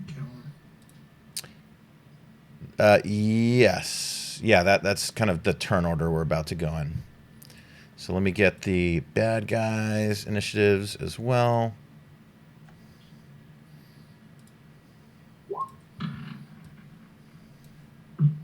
Can I ask a question about the setting here? Are we in such a situation that fights are common and no one will give it a second glance? Or if we get in a fight, we risk alerting the entire court? Right. It's a good question. That is a good question. Fights are not going to go unnoticed. Probably it happens that Foodie and Talon are being descended upon from in a relatively like back alley area. So kind of lucky for you guys. But there's just fucking chaos right now. 2 dragons just tore each other's fucking heads off. So we can probably have a little battle unnoticed. Possibly, yeah. It might. You do risk drawing attention and ads as you go. Is there like any wheeled carts or anything nearby that we could like wheel to screen off the corner? and then have a battle that's really unobserved? So the place that these Draconians are in now, that are sneaking up on Foodie and Talon, is functionally an alleyway. So there aren't others there, but there are others that will walk by and be within eyeshot of it. But there's no one in that immediate vicinity. Yes, I'm going to say there is a cart. There's a guy with a cart. It's sort of a fruit vendor that's standing like pretty much right next to you, Sir Kellyan, right here. Okay, all right. Roland, you spotted it just as these two are sneaking up behind Foodie, who's trailing behind Talon. Roland, what are you gonna do? Are they aware they're being attacked? Actually, normally it's like surprise roll is supposed to occur. Let's actually do that. I forget the rules for that. There aren't really any. If you decide they have surprise and they don't get to act in the first round.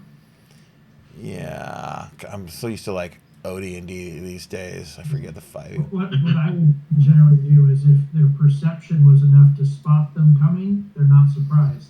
If their perception is low enough they didn't spot them by the stealth check, then they are surprised. But that's your call. Yeah, it's passive. So I'm gonna give these guys stealth checks against the two of you. Roland has spotted them. So stealth is gonna be. Oh wow. Okay.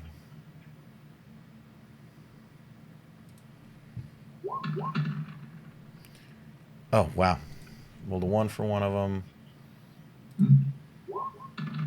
That was the wrong roll. We're going to reject that one because I didn't click the right thing.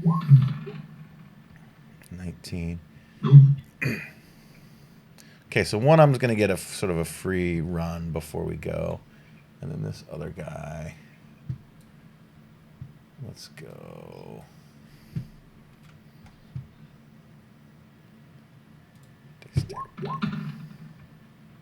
Okay, so one of the... I'm going to say the only two that are going to go the first round, because they're the only two that are aware anything is going down, is one of the Draconian infiltrators and Roland. So, Roland, you get to go first. All right, whichever one's going to get to somebody first, I'm going to go ahead and basically for, I don't know, you can kind of slightly communicate and I'm just basically going to let out with like a shrill whistle and then nail that one with Witch Bolt. All right, hit him. So Witch Bolt should be a spell attack, I believe. No. Roland, do you have... I don't know if we sorted out last session 0.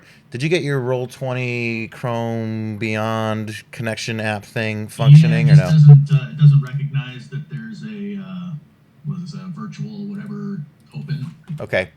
I have like when I hover over it, the little bee pops up and everything like seems to be functioning except it's not linking up.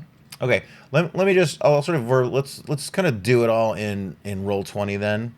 So everyone kind of sees your rolls and stuff. I'll sort of walk through what it's going to be. So there next to your Witch Bolt is a +5 to hit. So if you bring up the dice roller and Roll20 and then go to the advanced dice roller, you can change it to be D20 and then crank up your +2. D20 +5. That'll be your Witch Bolt roll. Or you can just roll a D20 and then we'll do the math. The numbers next to it are the pluses? Yeah. To the right of it. Number of dice. So the number to the left is how many. The number in the middle is which dice, and then on the right is the bonus.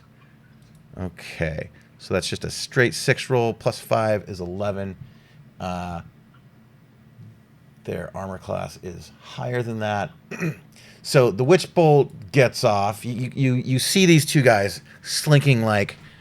There's a Draconian. There's an Auroch Draconian like kind of dancing along the roofs, sort of tracking them. And these two little skitterers are like down low on the ground and they're moving so fast. And Foodie's like his little tiny legs, he's like trying to keep up with Talon. And these guys, they look like they're like just little slithering snakes coming in for the attack. And one of them just leaps into the air at Foodie. And you almost like reaction style just put your hand out and Witch Bolt, and it like you see it kind of sizzle its way over to him, and it it just blows off of his armor and seems to do nothing. Foodie, you've got a, like, you see his shadow, like, kind of emerge in front of you before you kind of, like, look up and backwards and see this fucker coming down on you. And he's got two little daggers. He spins them in his hand, and he tries to, like, come down on you and put them in both sides of your neck. Can I react?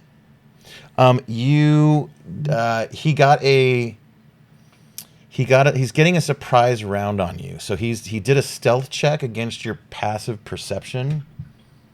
Oh. And your passive perception is 11. So he's getting a surprise round on you right now. Just one of the three was able to. All right, the first attack he's going to make, and your armor class is 12. Yep. This is not with advantage. Let me change it so it's not doing the advantage rolls.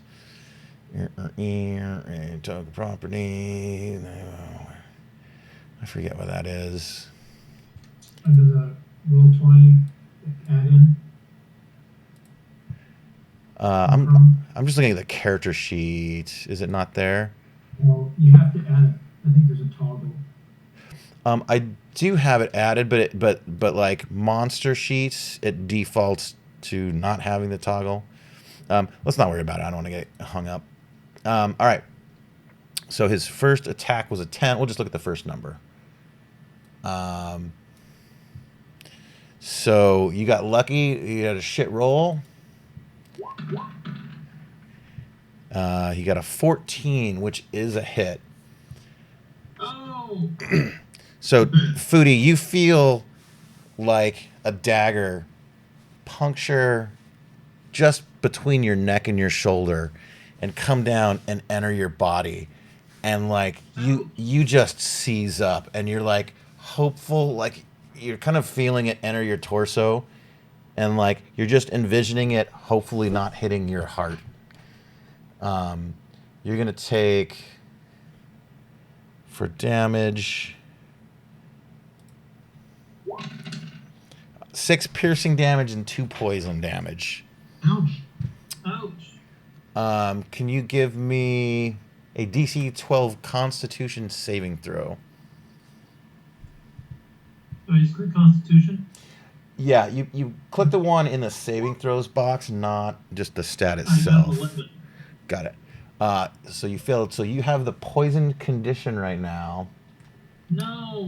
which is to say you have disadvantage on attack rolls and ability checks from here until this guy's next turn. All right, that is going to end the first round. We're out of surprise now. Everyone gets to go. We're coming back to the top. Over to Roland. So I had to go to the bathroom, so I missed what just happened. Foodie just got stabbed and poisoned. They pretty much focusing on the main group. No, they're kind of in a back alley. They're targeting the 2 little guys. It looks like. Cowardly. But I guess I'll just pull my greatsword and advance on them. Yeah, and one is over Foodie. He's got his neck like pulled to the side and has just jabbed a dagger down between his like neck and shoulder. I'll focus on that one then. Okay. What are you doing again? Basically, just gonna hit him with a greatsword. Okay. You're a bit far out to eat. Let's check ranges right now. The scale of this is pretty large. It's a big city. Oh god, it did this key. The scale key. If I can't get to him with a greatsword, I'll just close as much distance as I can and then hit another witch bolt. Okay. The scale key doesn't tell you how big the scale is, so I'm just going to kind of make it up a little bit. Yeah, the units in there are not correct, so I'm going to say this side of the building is about 60 feet. So let's do this. I'm going to kind of make up a scale here. 60, 90, 120. One thing is 10 feet. It's probably closer. So Roland, you're about 140 feet away from him. Okay. Then I'll just basically just dash move as far as I can. Okay. So your normal movement is 30. That'll get you 60. That'll get you about halfway there. So something, Right. something like just move then. here-ish. Okay. I'm also going to cast Blade Ward on myself. Is Blade Ward a bonus action?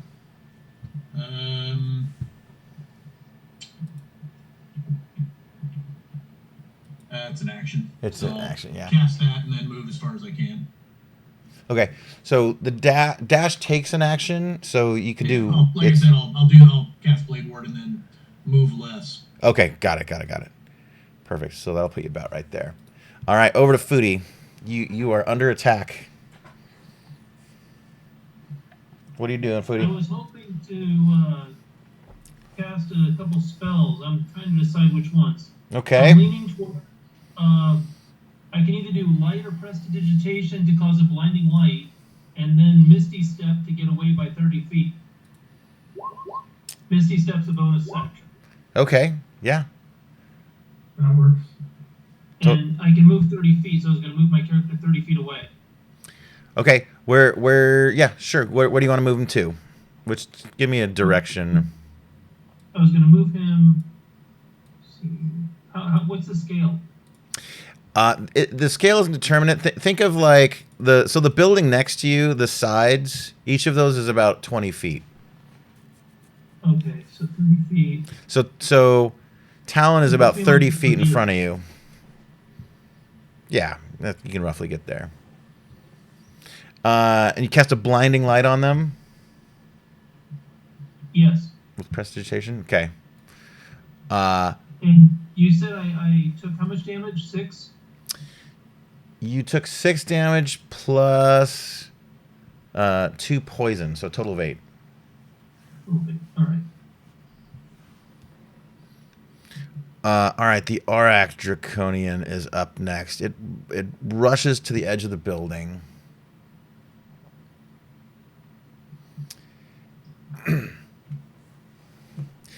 And what is the range of this? Let me look.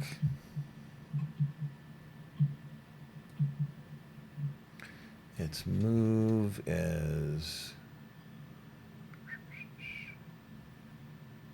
35. All right, Roland, you see a creature kind of like jump down to the ground between you and the guys that you were rushing at. And he puts out a hand and casts a spell at you.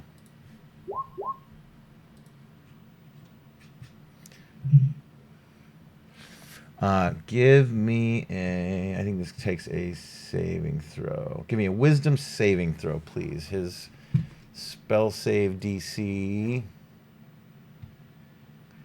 is 14.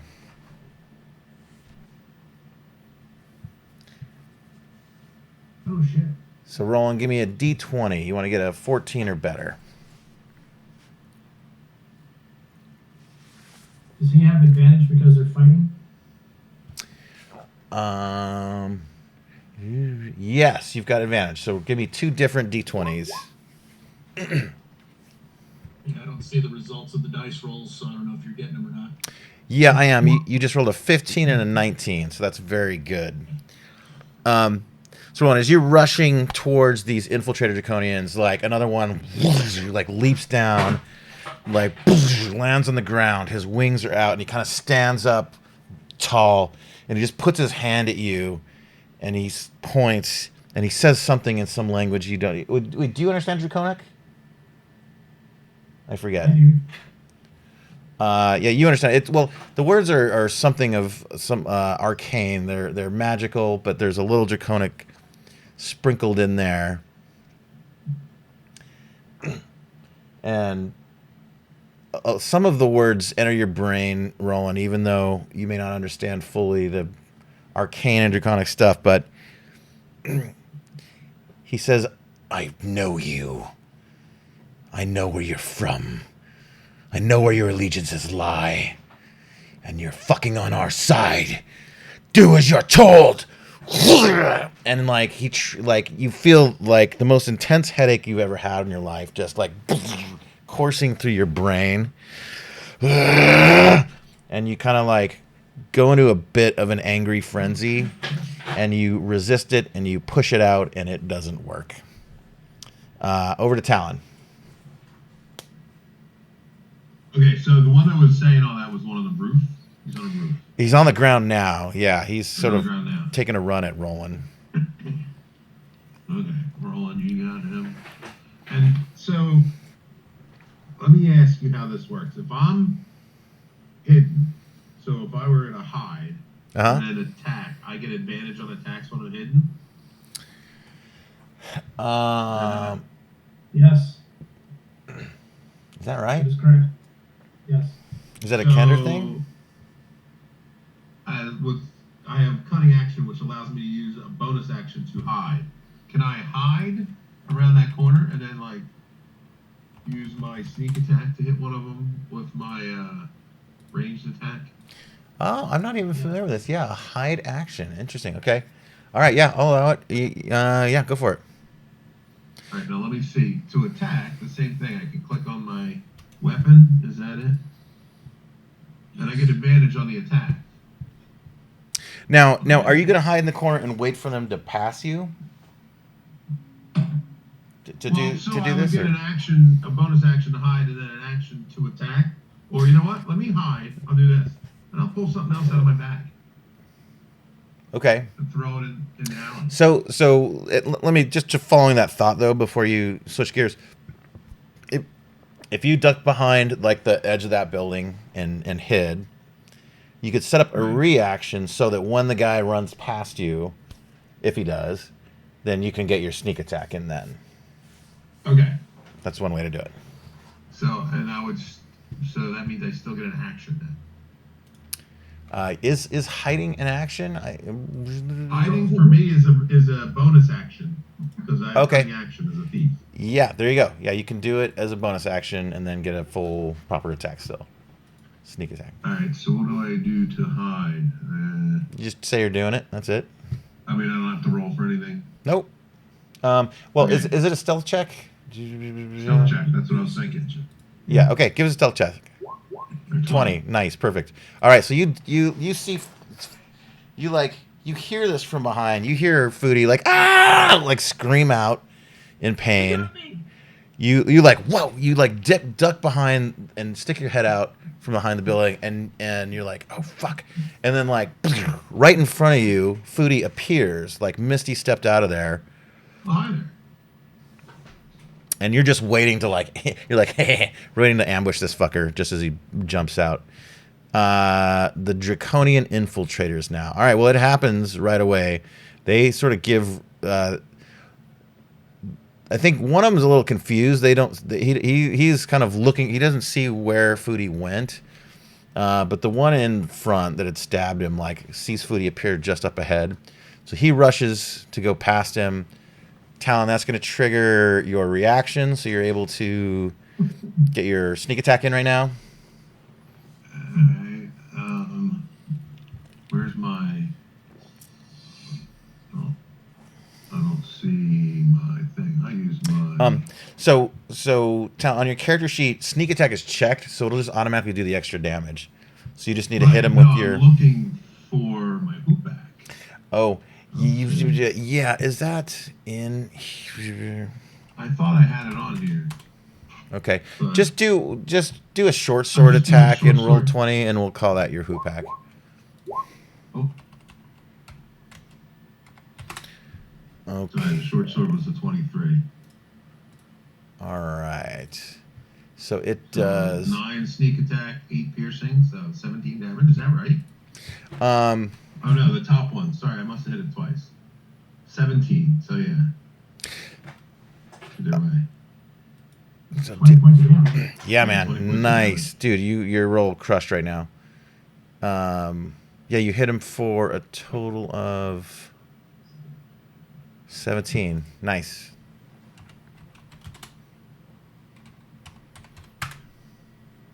Right.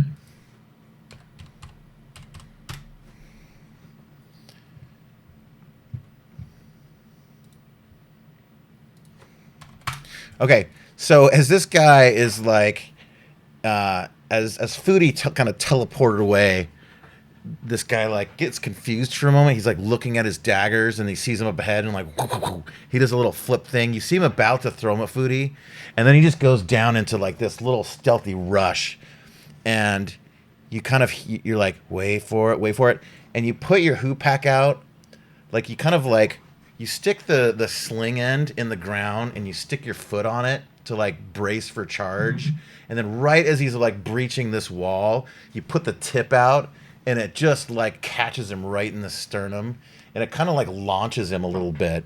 He goes flying, he lands on his back, and he is prone on the ground right next to Foodie right now.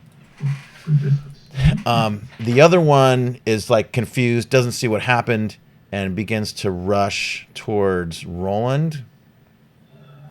So he's going to go about...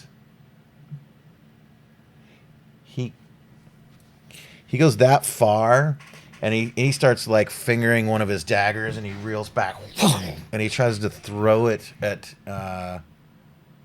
actually, it's too far for a ranged dagger attack, so he's just going to use a dash action and try to get a little closer to you. So, Roland, you got one coming straight at you. Keth, you're up.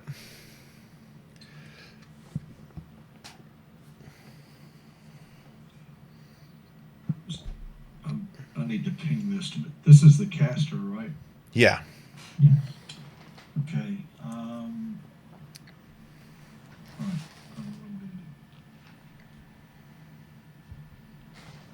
Flee! We'll cast Zephyr Strike on myself. Okay. And I will... What is this black dot right here, DJ? It is nothing. Okay. So... make sure I can measure this out. I'm going to... You said this is a double scale? The scale is kind of way off. You are... Don't rely on it at all. Actually, let me correct it. That dot is like something of a manhole. It looks like an opening to something below. Okay. So to get to the corner of that building your thing is passing now is about 200 feet. Okay. So we'll call it 10th scale. Everything's 10th scale. How about that? Okay.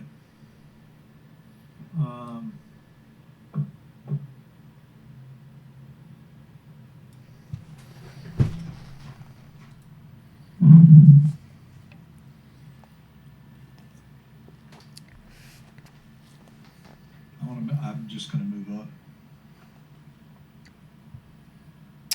Do you want to do a dash action for a double move? You can get 60 I feet can that do way. With Zephyr Strike gives me a double move, and then that's my bonus action. And with cunning action, I could in theory move 30 more feet, and that would be all I could do. Yeah, so that would...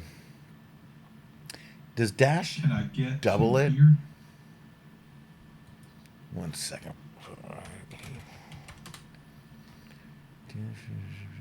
Extra movement equals your speed. Okay.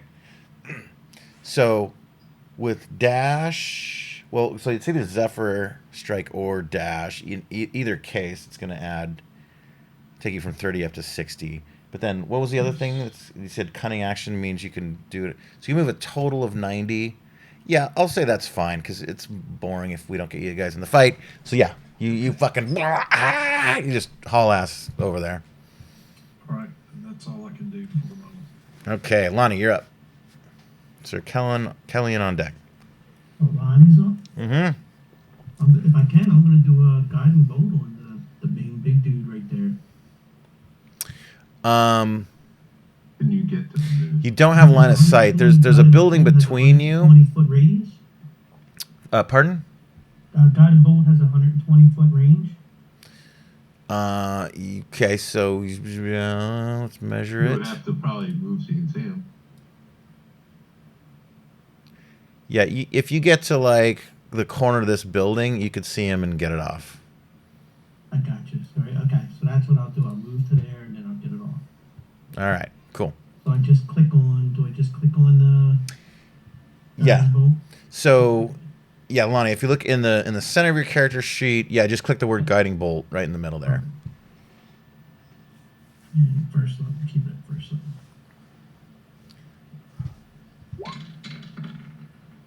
level. 18, that is a hit. It does 17 radiant damage. Oh, nice. Nice, well done. And the next attack will have advantage on him. Yeah. Oh, cool. Yeah. Right. Thank you for that. DJ, are the Draconians we're fighting white or green or some other color? They're kind of brownish. Of course they are. All the colors mixed together. Yeah. The spy network. So Lonnie, you duck through, and as you're like, you hear your friends in trouble. You know Foodie's cry of anguish, and you're like, wow, you just go into like a full sprint, and you step on the manhole, and it kind of like it kind of flips up, and you lose yourself a bit, and you kind of like scramble your way back up into a run, and you like, oh, you kind of settle into the corner of that building, and you see the one spellcaster that's coming out, and you just close your eyes and you hold your hand up, and you just think of Mishakal, and like you just channel the light from your hands, and it's like laser beams going over to him, and it knocks him back. It slams him into the wall in this corner, and he kind of falls to the ground like a sack of potatoes. And he gets up and he sees you, and he stands up again and he starts pointing his finger in your direction. From there, You're gonna let me be suffering instead of suffering. all right, so Kellyanne, you're up with rolling on deck. All right, I'm going to yell, "Flee, you fools! Just quit tallying,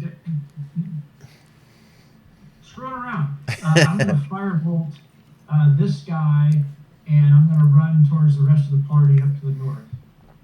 Okay, you're hitting that infiltrator nearby you. Yep.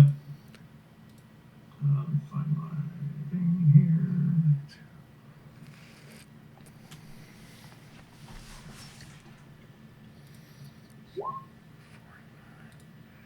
Ooh, that sucked.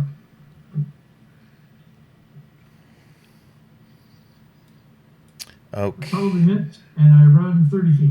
Yeah, that does miss.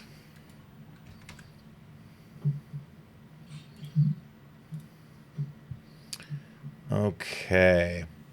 It rolled a 2. So far, I've rolled 1s and 2s. So you don't have a line of sight on any of them there, Kellyanne. Maybe that's the fundamental problem with you trying to hit him there. Do you want to head kind of? I shot him here and then ran here. Okay, yeah. So you were kind of at the corner. You hit him and then ran. Yeah. All right, and yeah, it goes wide. It misses him. He kind of sees you and gives you a little growl, but he's full bore rushing Roland right now. And we're back to the top. Over to Roland. So I assume it's common knowledge that these things do terrible things when they die. Yep. You know it. Is there a way to do like maiming damage rather than like actually trying to off the thing, like just take it out of commission without actually finishing it off? Let's see here. Regarding, yeah, if you declare it before you attack, and only bludgeoning weapons can do it. So it doesn't really qualify. So you could pommel strike him. It's going to lower your damage to like D4. He doesn't look anywhere near yeah, I'm gonna death. kind of time it right. So I'm gonna give him everything I got with this first one. Yeah.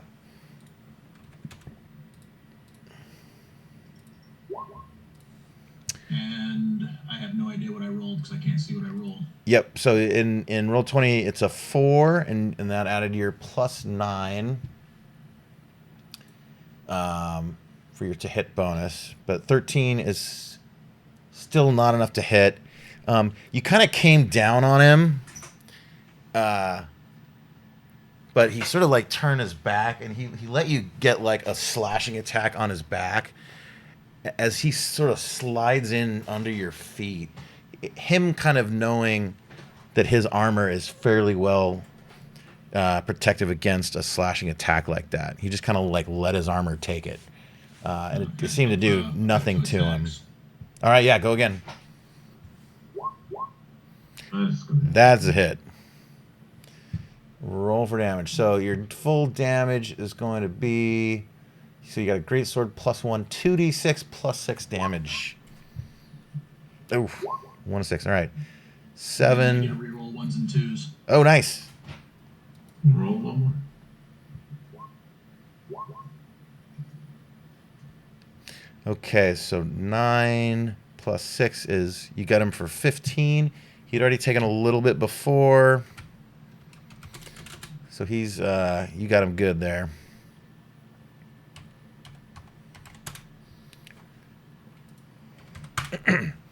So he takes the slash, and he like pops up to his legs. He's got his 2 daggers. He's flipping them behind him. He's about to come at you again, but like your speed is a little fast. You kind of flip your greatsword around and like pull it again, and it like whack. It just opens up part of his like neck and chest, and he puts his hand on his neck, and over to Foodie. Is there one next to me right now? There He's is. prone. Yeah, He's prone. too. he's prone. He's on the ground. You'll have advantage if you attack him. I am attacking him. That bastard is getting it. Yeah. Give me a second here. Let's see. What am I going to use? Since he's right there, I don't have to use a spell. I can just hit him with something. I'm debating between bludgeoning him with a quarterstaff or dagger. I'll probably go with dagger. Okay. Yep, I hit him with a dagger. All right, make an attack roll. A 14 to hit is a miss. Oh. Do I get a second attack or just nothing? No, since you're a caster, you don't have an extra attack. Okay. Now keep in mind, you know, as a caster, so your standard attacks are going to be +7. Your spells are +10, so you're kind of better off doing spells.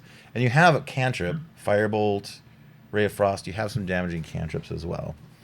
Does he get advantage to attack when he's prone? Yes, you do. Make another attack roll. Hey, good call. Unless you want to switch it to a spell attack.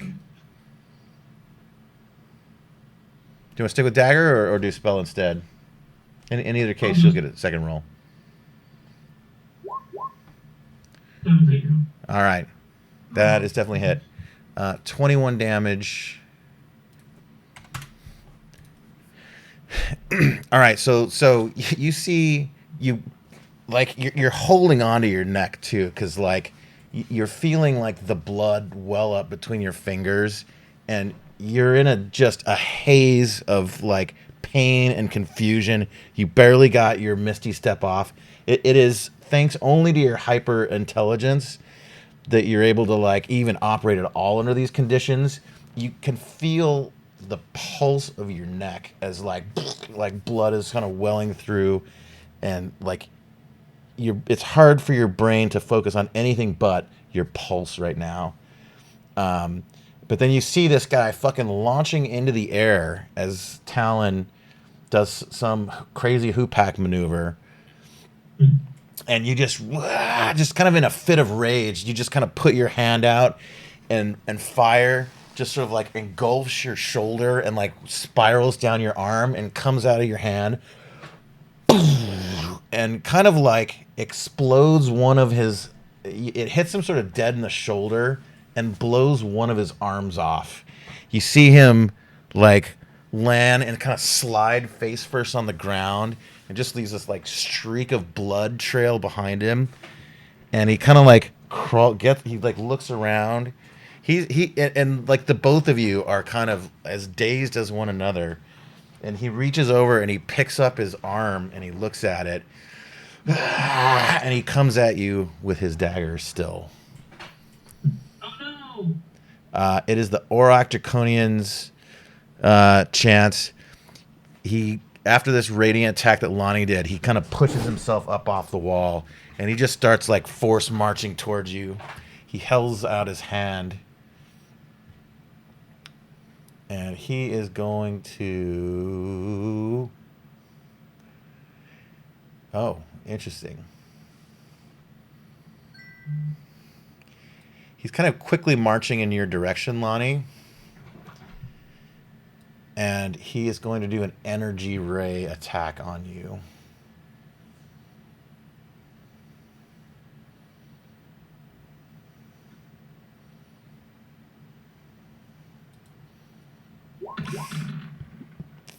A 20 to hit. That beats your 19 armor class. So he's going to get you for four force damage. You guys are like blowing each other like back. Lonnie, you get knocked back into that little manhole thing, which starts to open up, and you begin to fall back into it. Give me a dexterity check to like catch yourself. Like just click on dexterity. This be a dexterity saving throw or check. Yeah, just let's do this. I'll give you either acrobatics, athletics, or just a straight dex roll. Your choice. Athletics. Go for it. I think I have a little bit better plus in there. Yep. Oh shit, that was a horrible roll. See you later. Keth, you see Lonnie just disappear from the battlefield. He plunges somewhere below, but you see the manhole cover like a... It starts to settle. You have dark vision, Lonnie? Dwarf, so I don't think so. I thought dwarfs do. Typically, Yeah, you have dark vision. Yeah. Yes. You for sure do. Okay, Lonnie's gone missing from the battlefield. We are over to Talon. All right. So I wish I had seen that. Going to... So this guy's prone, so I get advantage. You sure do. he's missing an arm too. And he's missing an arm. Well, actually, he's no longer prone. He has stood himself up, but he is adjacent and ally, so you'll get sneak attack damage. Okay. I will stab him with my hoop axe. What are they? 40 of 160? That's a miss, I guess, a 10. I hit the wrong one, that's why I hit it to him. But I get advantage, right? Well, he's no longer prone, No. Okay, never mind. so you don't. No. No, I don't. So I missed. The first roll was a 10. I missed. All right, you go to like stab him with the tip of your hoop hack, and that's right when he reaches down and like picks up his arm and is like kind of shocked about all of it. But you miss. Is that it? I'm trying to see what other bonus actions I might have.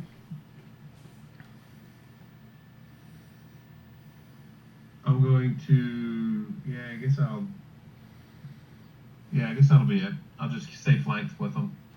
Okay. And Foodie, just as like all this is going on, you just blew his arm off. He picks it up and he's just kind of looking about in a daze. And he looks at his arm and he drops it to the ground. And he reaches over and he picks up his dagger. And you're still just trying to keep like the blood from not leaving your body. He's going to make a single dagger attack against you. A 16, which is a hit against armor class 12. Yes. He gets you for 11 more damage. Ooh. 4 piercing, 7 poison. How you looking? And he kind of like falls. He falls down on top of you, Foodie. He's like barely conscious. And he's like trying to like shove the dagger like deeper inside of your body right now. And you let out a cry. I'm going to roll to see if this attracts attention of nearby looky-loos. What do I click on? It does not. Earlier when he was prone, he had to get up to get his arm right. So I just need to Yeah. roll, what, a d20? No, you don't. Oh, you do have to make a Constitution saving throw. Yes, Foodie. Okay. Roll on. Nice. All right. You made it. You're not poisoned. You're good. Keth. Well, I'm still poisoned from the first one. It ends after a round. Oh, Good. Yeah, you're all right. okay. I definitely am going to need some cure spells. Oh yeah, I hear you down here. Hey, don't let me forget on my next turn to taunt this guy for you. All right, Keth is up. If you don't kill him first. All right, I'm still under Zephyr Strike. I'm assuming I can move to here. Yep. All right, cast Cure on Foodie. Nice. All right, nice. Yeah, give us. Okay. You doing first level? Nice. Thank you. I was going to do that, but I'm in this hole. You're in the sewer. Get this I'm guy in off secret me. pad. And should still have a bonus action, correct? You do, yeah. Give us the healing damage though. So that'll be D8 plus 5. Did it not? Oh, okay. No. If on your core, so if you go to your core page Uh-huh. and just click the word Cure Wounds there, it'll do the. Although the numbers in it appear to be wrong to me, but Yeah, it's not letting me click on it. Cast it let at me a try higher it. level. Okay, so when I click it, I get another pop-up screen that says input value and asks what level you want to cast it at. I assume just one, or do you I want can only cast it at first level right now. to? Okay. All right. So since I don't want to do a shit roll for you, go ahead and just give yourself a D8 roll, and then we'll add your spell attack bonus, which is plus 5. We'll just do that manually. Nice. Nice. Okay. So Well, 12 healing damage for Foodie. hooray, I needed it. All right, and Kathy still got a bonus action you can do. I do. I am going to mark the one that's missing an arm with Hunter's Mark. Okay. Nice. And that's all I can do at the moment. All right. Over to Lonnie. You find yourself. You don't take any damage. You splash into the worst smelling shitstorm you have ever experienced. You have landed in. Well, hold on. I'm gonna give you. 1 second. Let me figure this out. The options are. Yes. The Undercity. Let me consult my maps real quick. 1 second.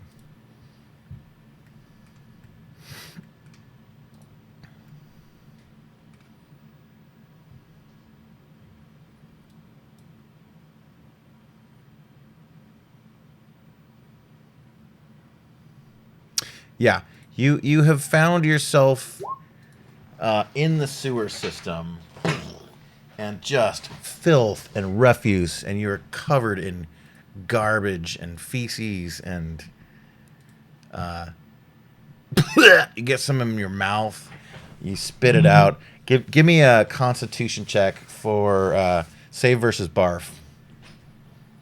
So that would be just saving throws for Constitution. Yeah, Constitution saving throw. You do not make your save. You start vomiting everywhere. You're going to be half movement for this round. Can I climb back up? Yeah, you do see there's a ladder that goes right up to the manhole that you just fell in. Okay. Climbing back up. All right, so you are able to get to the top of the sewers, and that's about all you're able to do this round. I'll give you a bonus action if there's any bonus stuff you want to do. No, I can't think of anything bonus I could do. Okay. Yeah. Let me think. Yeah, that's about all you can get into. All right, Sir Kellyan's up. Roland's on deck. Right. What is this here? Is it something I can climb over or jump over, or is it like a building that I have to go around?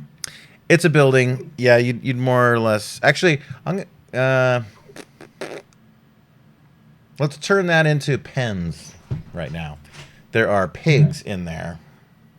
Okay. So they would provide cover, but you can see through them. Yeah. I will move up to here, and I'm going to firebolt this guy here. All right. The only one I can see. Hopefully Roland can handle himself over there. Here we go. I should have advantage because of the previous spell. Yeah. Oh, it got better than a 2. 22. That definitely hits. Roll for damage. Did it not roll the damage? Damn thing. If you just click the word firebolt there in the chat window, I think it will do the damage I roll. clicked the wrong thing. 8 points. Okay, nice. All right. So he looked very fucking amused with himself for knocking Lonnie back into the sewers below. He just kind of like shook his head and laughed and just didn't even see like boom, the smack across the face of flames. Sparks go flaming into the air. You see a couple of the embers like kind of drift in the air a little bit and land on the building, and a tiny little fire may have caught on one of the roofs right now. Is he armed or is he only spellcasting? He is only a spellcaster. You see no weapons on him. Okay. I mean, he's got like pretty nasty long ass claws though. Right. Debating what I want to do for my bonus action spell here. Mm-hmm.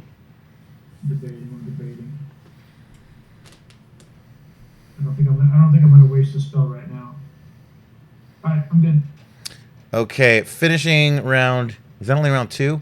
I'm gonna roll for a potential adds, and each round that you guys go, with noise and fighting happening, the odds of adds increases, but none this round. Back to the top, over to Roland. I'll take another swing at this guy. Okay. And just for a point of order, sorry to interrupt. Sure. We're expected to do this heist tonight, so there's not going to be any long resting between now and when we do our heist, correct? You can short rest, but not long rest. Yep. All right, so all our spell slots, don't expect to have them back for the actual encounter. Well, let me. I'm encouraging everybody to flee. Run for your lives. Don't waste your time with this guy. Let me caveat that, because it's kind of midday, and the like. No, a long rest may be possible. You're sort of doing the math in your head right now. If the like the moment of like, you guys need to be well infiltrated ahead of the strike of midnight. But midnight's when you're supposed to like meet him and go do it. So since it's like noonish, there may be time for a rest after this. Yeah. Okay, that's fair. Thank you. Yeah. All right, Roland's going in. 22 to hit. Definitely a big hit. Go ahead and roll for damage. So that's going to be 2d6 plus 6. Oh, Jesus Lord. Yes, nice. So that's 17 damage. Exactly the hit points this guy had. So as this guy is sort of rushing towards you, you got your strike in. Another slash about the face. And he's coming down with his dagger, and you grab his hand, and then you just shove your two-handed sword like up through the bottom of his neck, and you see it emerge out the top of his skull, and you see his skin start to like burble and shake, and like melt off of his face a little bit. And can I use my second attack to get the hell away from him? You can. It's gonna give me a DC 12 dexterity saving throw. So that is to say, where is it? Give me a D20 and add 2 to it. And you want to get 12 or higher total. You do. So as you see it kind of like melting and quivering and boiling, and it just happens so fast. His eye just kind of like spills down his face, and you're like, oh shit. You just like Sparta kick him in the chest, and it goes flying, and like he just liquefies into a like I'm thinking of God, what was the movie? The original RoboCop, where like the guy's all fucking melted. Blah, blah, blah. He's just like a puddle of goo on the ground right next to you, and like a couple of like little tiny drops like hit you on the arm, and you're like, oh fuck, and you're like wiping it off on your body. He's dead. Anything else? If I got any movement left, try to close the distance on another one. Yeah, you got the Arak just north of you. How far can I get to him? Probably get about halfway there.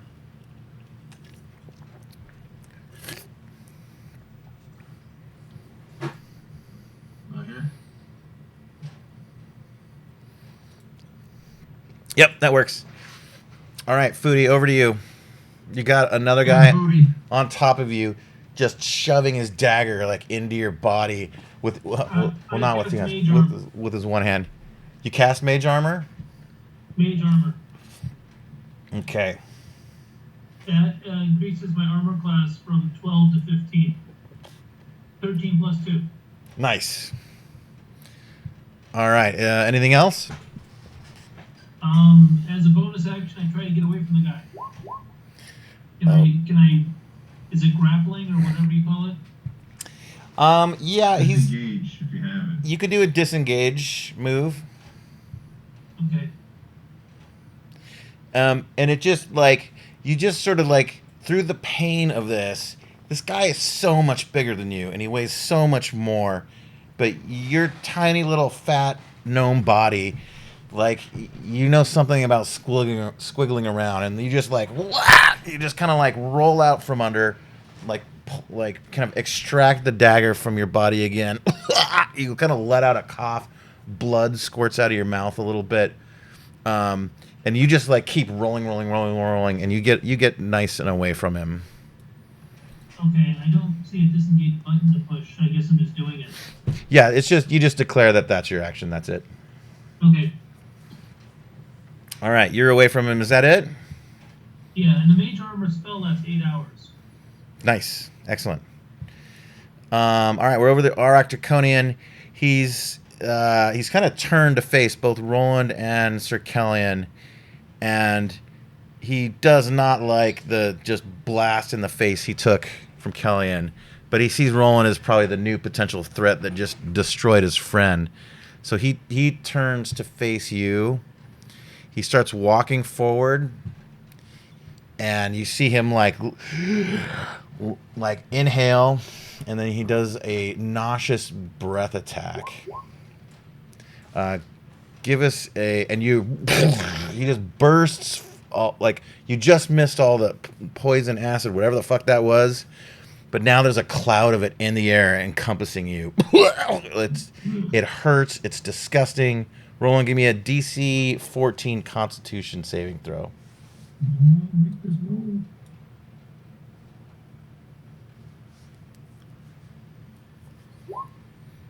10. That's a fail. Yep. All right, you're going to take full 6d6 damage Ooh. and 1 exhaustion point. Can I use... Oh, no, that's for me. So we're only going to take 16 points of nauseous damage and 1 level of exhaustion. 1 level of exhaustion gives you disadvantage on ability checks, not saving throws. Yeah. That's all he can do this round. We are over to Talon. Okay. So this guy that was focused on Foodie. Yep. If I try and get away from him, is he going to get an attack on me? Yes, he's technically within melee of you. He could get an opportunity attack unless you disengage. Yeah, so I'm going to disengage and go this way. Okay. And throw the stone at that guy. So disengage is a full action, so that will replace. No, it's a cunning action. It's that's a right. bonus action. Okay, there you. Yes, go for it. All right, so And you do have a friendly within melee, so you get your sneak attack damage. Oh, nice. You got the hoop pack added. Excellent. Yeah, I got it added on. So do I get advantage on it or no? No, it's not advantage. Okay. Although we haven't talked about flanking. Whether to do optional flanking rules. I'll say just to make it more fun, we're gonna allow it. So go ahead and since you're hitting them from behind. Yeah, I missed. That sucked just as much. So you take your hoop pack into the air and you start like swinging it around. It's got a stone in it, and the fucking batter's up. You launch it and you lose your grip, and it goes sailing like over the building. And you go like, oh shit! You hear it make a lot of noise over there. Is that it? Oh yes. Okay, the draconian. No, I will taunt. Sorry. I will also taunt that one. The Is that Aurak. a bonus action? Nope. This- That's a bonus action, isn't it? Never mind. Used it. You already used it. Yep. All right. The draconian infiltrator on Foodie stumbles his way back up to his feet, and he's got his dagger, and his hand is shaking, and he just kind of lurches towards you, and he comes down with one final attempt to finish you.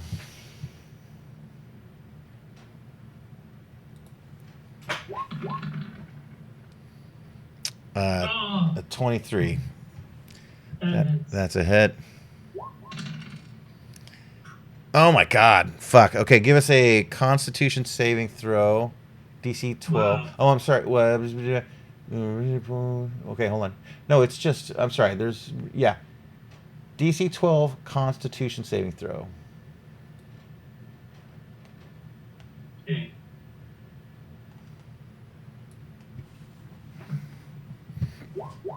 All right, you made it. He comes down on you one more time. He kind of falls on his face, but like he kind of like slashes down the front of your body and opens up your torso a little bit, and you feel the poison like just immediately like melting your skin. Ah! And you feel like 19 points damage. I'm down to 4 hit points. yeah, that's right. Yeah, Foodie's hurting here. I'm going fast, guys. Somebody save me. Can't get the. You feel like the right side of your body begin to kind of seize up. Your hand, you're like trying to like move your fingers, and it's like not doing anything. God, the pain is like the heat in your blood is excruciating. I'm built for this sort of fighting. All right, Keth, you're up. So my hunter mark is still up. Yep. And I am going to hit him with the low gun. I will also He's use Zephyr Strike for the additional 1d8 force damage. So 13 is not enough to hit, but he's prone now, so you can have an advantage on this attack. Okay, so I can attack him again, correct? Well, it's a second roll because that 13 is a miss. Okay. So this will be your advantaged second roll. I've got to reload the blowgun, so that's an action. To do that. Yeah. Just stab him. Normally, this isn't a second attack though, because so advantage is to say that because he's prone, you get to roll twice and pick the best of the two. So your roll number Okay. 1 was a fail, but you still have roll number 2 on this first attack. Let's try this again then. And that's even worse. Jesus. So you He walk kills right him over with to one him, after he can't kill him. and you're holding it like up to his body, and you unleash it, and like I don't know, how do I never really explain this one? He kind of like rolls over, I guess, like Foodie sort of pulls away from him, and it like tugs him just out of like where you're direct targeting him. It misses. But I can still move, correct? You can still move, and you should have a second attack as a wait. Which? No. Do you have a second attack or no? No. Nope. Does your hunter's mark give you a bonus to damage? I forget. You gonna move? You can move me over here. I'm gonna move between you and him. And try Okay. to lock him. All right, sounds Hit good. on me for a while. Is that it for Kev? Yes. Okay. We are over to Lonnie. You have made it out of the. Everyone, this smell fucking hits your nose. Lonnie has emerged from the sewers below. Nasty. Sir Kellyan, give me a save versus Barf, if you will. You're the closest to him. Oh man. I mean, like with the pigsty in front of you, and now Lonnie coming out, it's just like, oh god, you're good. Okay. You keep it together. All right, what are you doing, Lonnie? I'm gonna guide and bolt him. Guiding bolt, the Arak, yeah, go for it.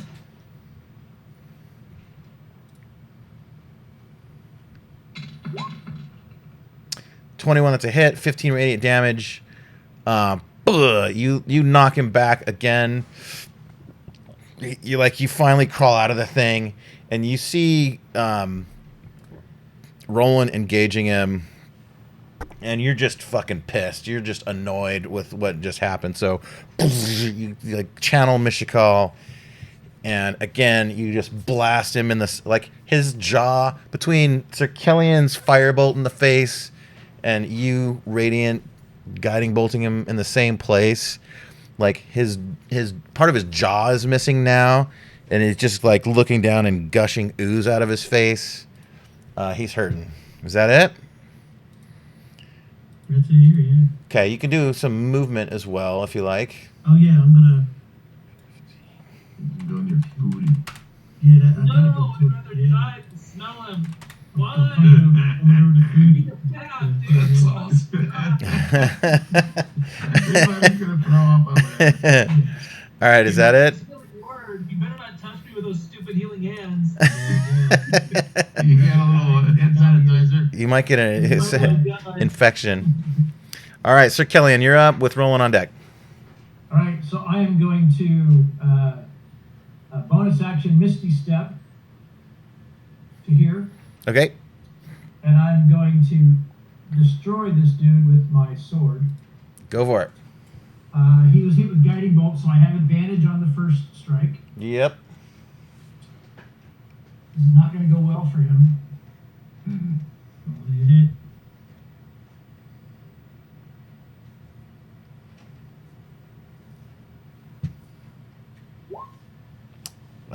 Definitely hit for 5 damage. Yep, and just for shits and giggles, I'm going to go ahead and smite him with a second level spell slot.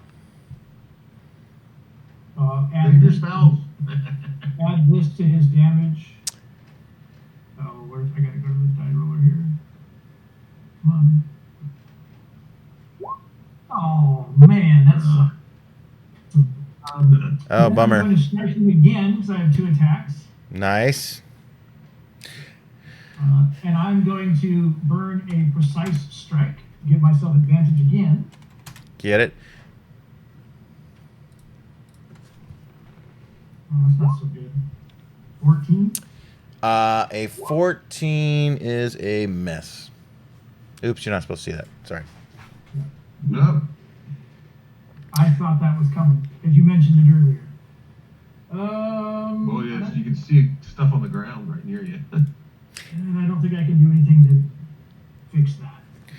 All right, so you guys see Sir Kellyan. He like kind of vaults himself like up onto the railing that are. No, I walked through it with a Misty Step. Oh, that's right. You misty step. So like, I teleported right through him. you just teleported like with your sword already inside of his body, and like you pull it out, and then like you try to come down on him again, and he like his big claws like dig into your hand as he prevents you from getting another good attack on him. Over to you, Roland.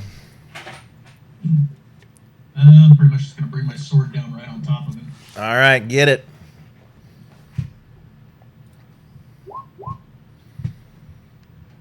$15. That is not a hit. Hold on. So, wait, no, 6 plus 9, 15 plus. Yeah, that attack is a miss. Actually. Ooh. Yeah, got another attack.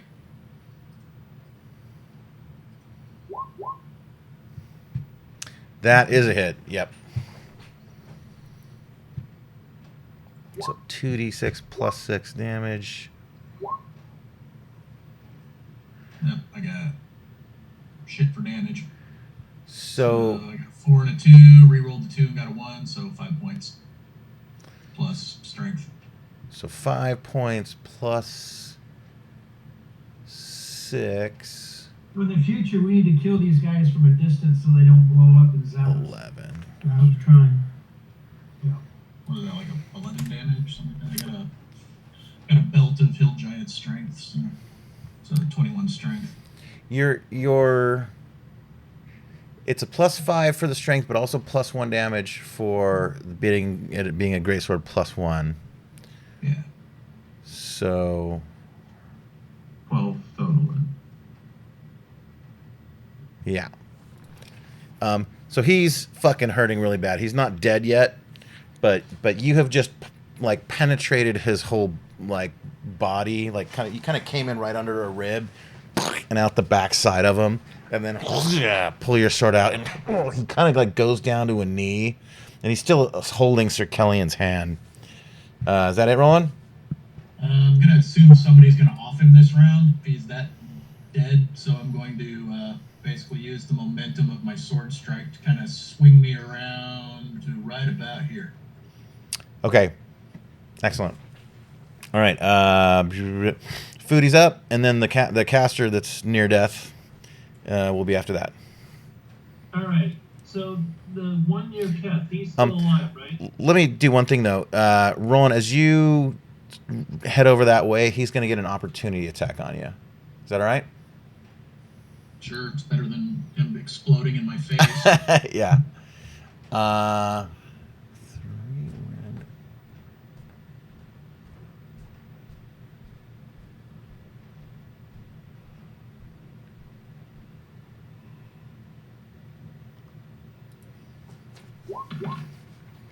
He's going to do a rend attack 19, which exceeds your AC of 12.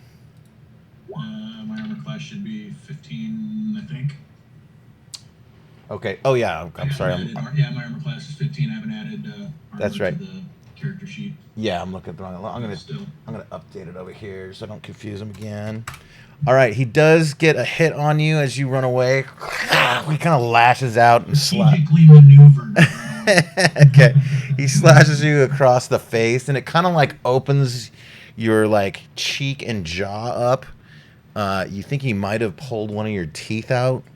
You take 12 slashing damage.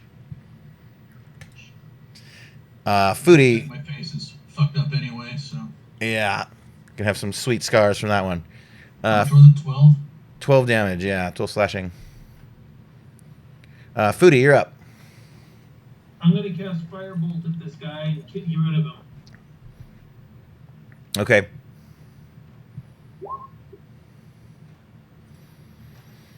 Um, 29. All right, Foodie, after having been brutalized by this guy, like, you're near throwing up, like, just the haze of pain that you are seeing through.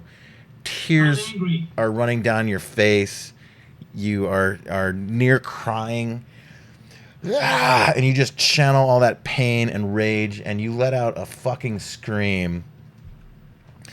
And you run back over to him, and you just, like, put your hand on his face and explode his head. Actually, in fact, let me switch that a little bit, because since you probably want to stay a little bit of a distance, we'll have it done from a range. You just hold both of your arms out, and it sort of channels down both your arms and leaves your hands. And Keth, like, you feel the heat as it, like, nearly singes. It goes right under your arm, and, like, whoa, you kind of jump out of the way. and it just obliterates half of the fucking thing's torso. It just kind of blew him in two. There's a little like fragment of head and face over there. There's legs and lower torso over there. And Keth, you're the only one that's close enough. Give me a DC 12 dexterity saving throw. The bits of his body start like boiling and just splash out into the air everywhere. 21, Keth, you're able to sort of like dive out of the way. That one's dead. I thought that said 3 feet of shitting fury. Sorry.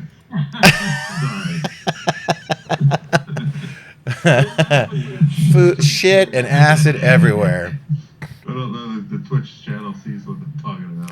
As a bonus action, I'm going to go to the stinky boy over here and say, heal my ass. Okay.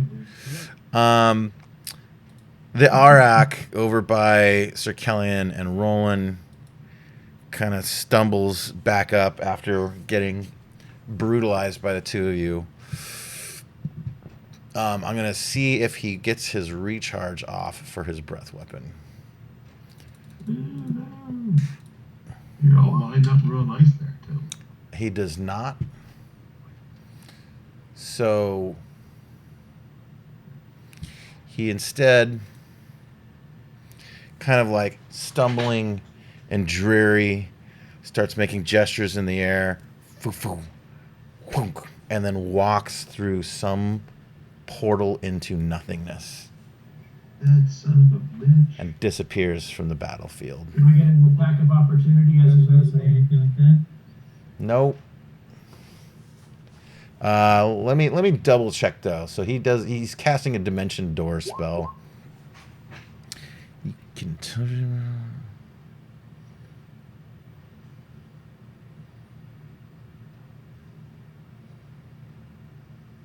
yeah, he just kind of like dissolves in front of your eyes into nothingness and disappears. You don't know where he is or where he went. And that's where we're going to stop tonight. We will pick up again next week. Wait. I need a healing spell. Yeah, you want to do a healing spell? We can do any post battle recap. Yeah, let's get can we get to our bar that we're in? Cast it at like 5th level. So, Okay, so the second. and we're going to kind of end on one note too, and that is that more have arrived. You guys see, like, you're not surrounded, but several other individuals have shown up and are like, kind of like assessing this battlefield. It has spilled out of this alleyway into the main street now, where Foodie, Keth, and Lonnie are. Is that a 19? That's an 11. 11? Yeah. Is that what that is, right? Yeah, 11 healing. Yep, rolled in 8. Well, hold on. So higher level cast adds 8 to it, so it's 11 plus 8, total of 19. 19, okay, there we go. Yeah. Thank you. Are you a healing cleric? Is there any other bonuses? Yeah, I am at that. You get 5 from my level. That's what's in the Nope. tip, right? Is it already in 1d8 plus 5. AJ, the ones that are arriving, do they look physically just like the ones we just fought, or is there any differences? No, they look like these guys were no fucking joke. They just took. I mean, you guys are nothing to play with, but they gave you some trouble. Us our asses.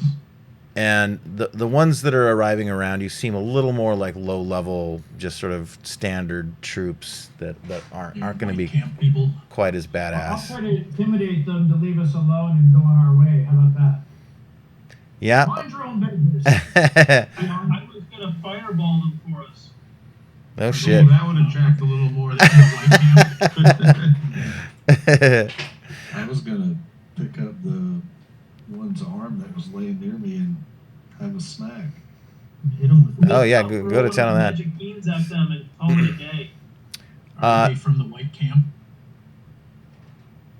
Yeah, they're troops from the White Dragon armies. Yeah, basically, I'm just gonna spit in the puddle of goo and go fuck your green dragon. Nice. I love it. Thank you guys for kicking this off with me. Thanks to everybody that watched. We're going to post this up on YouTube in a little bit. we'll see you guys next week.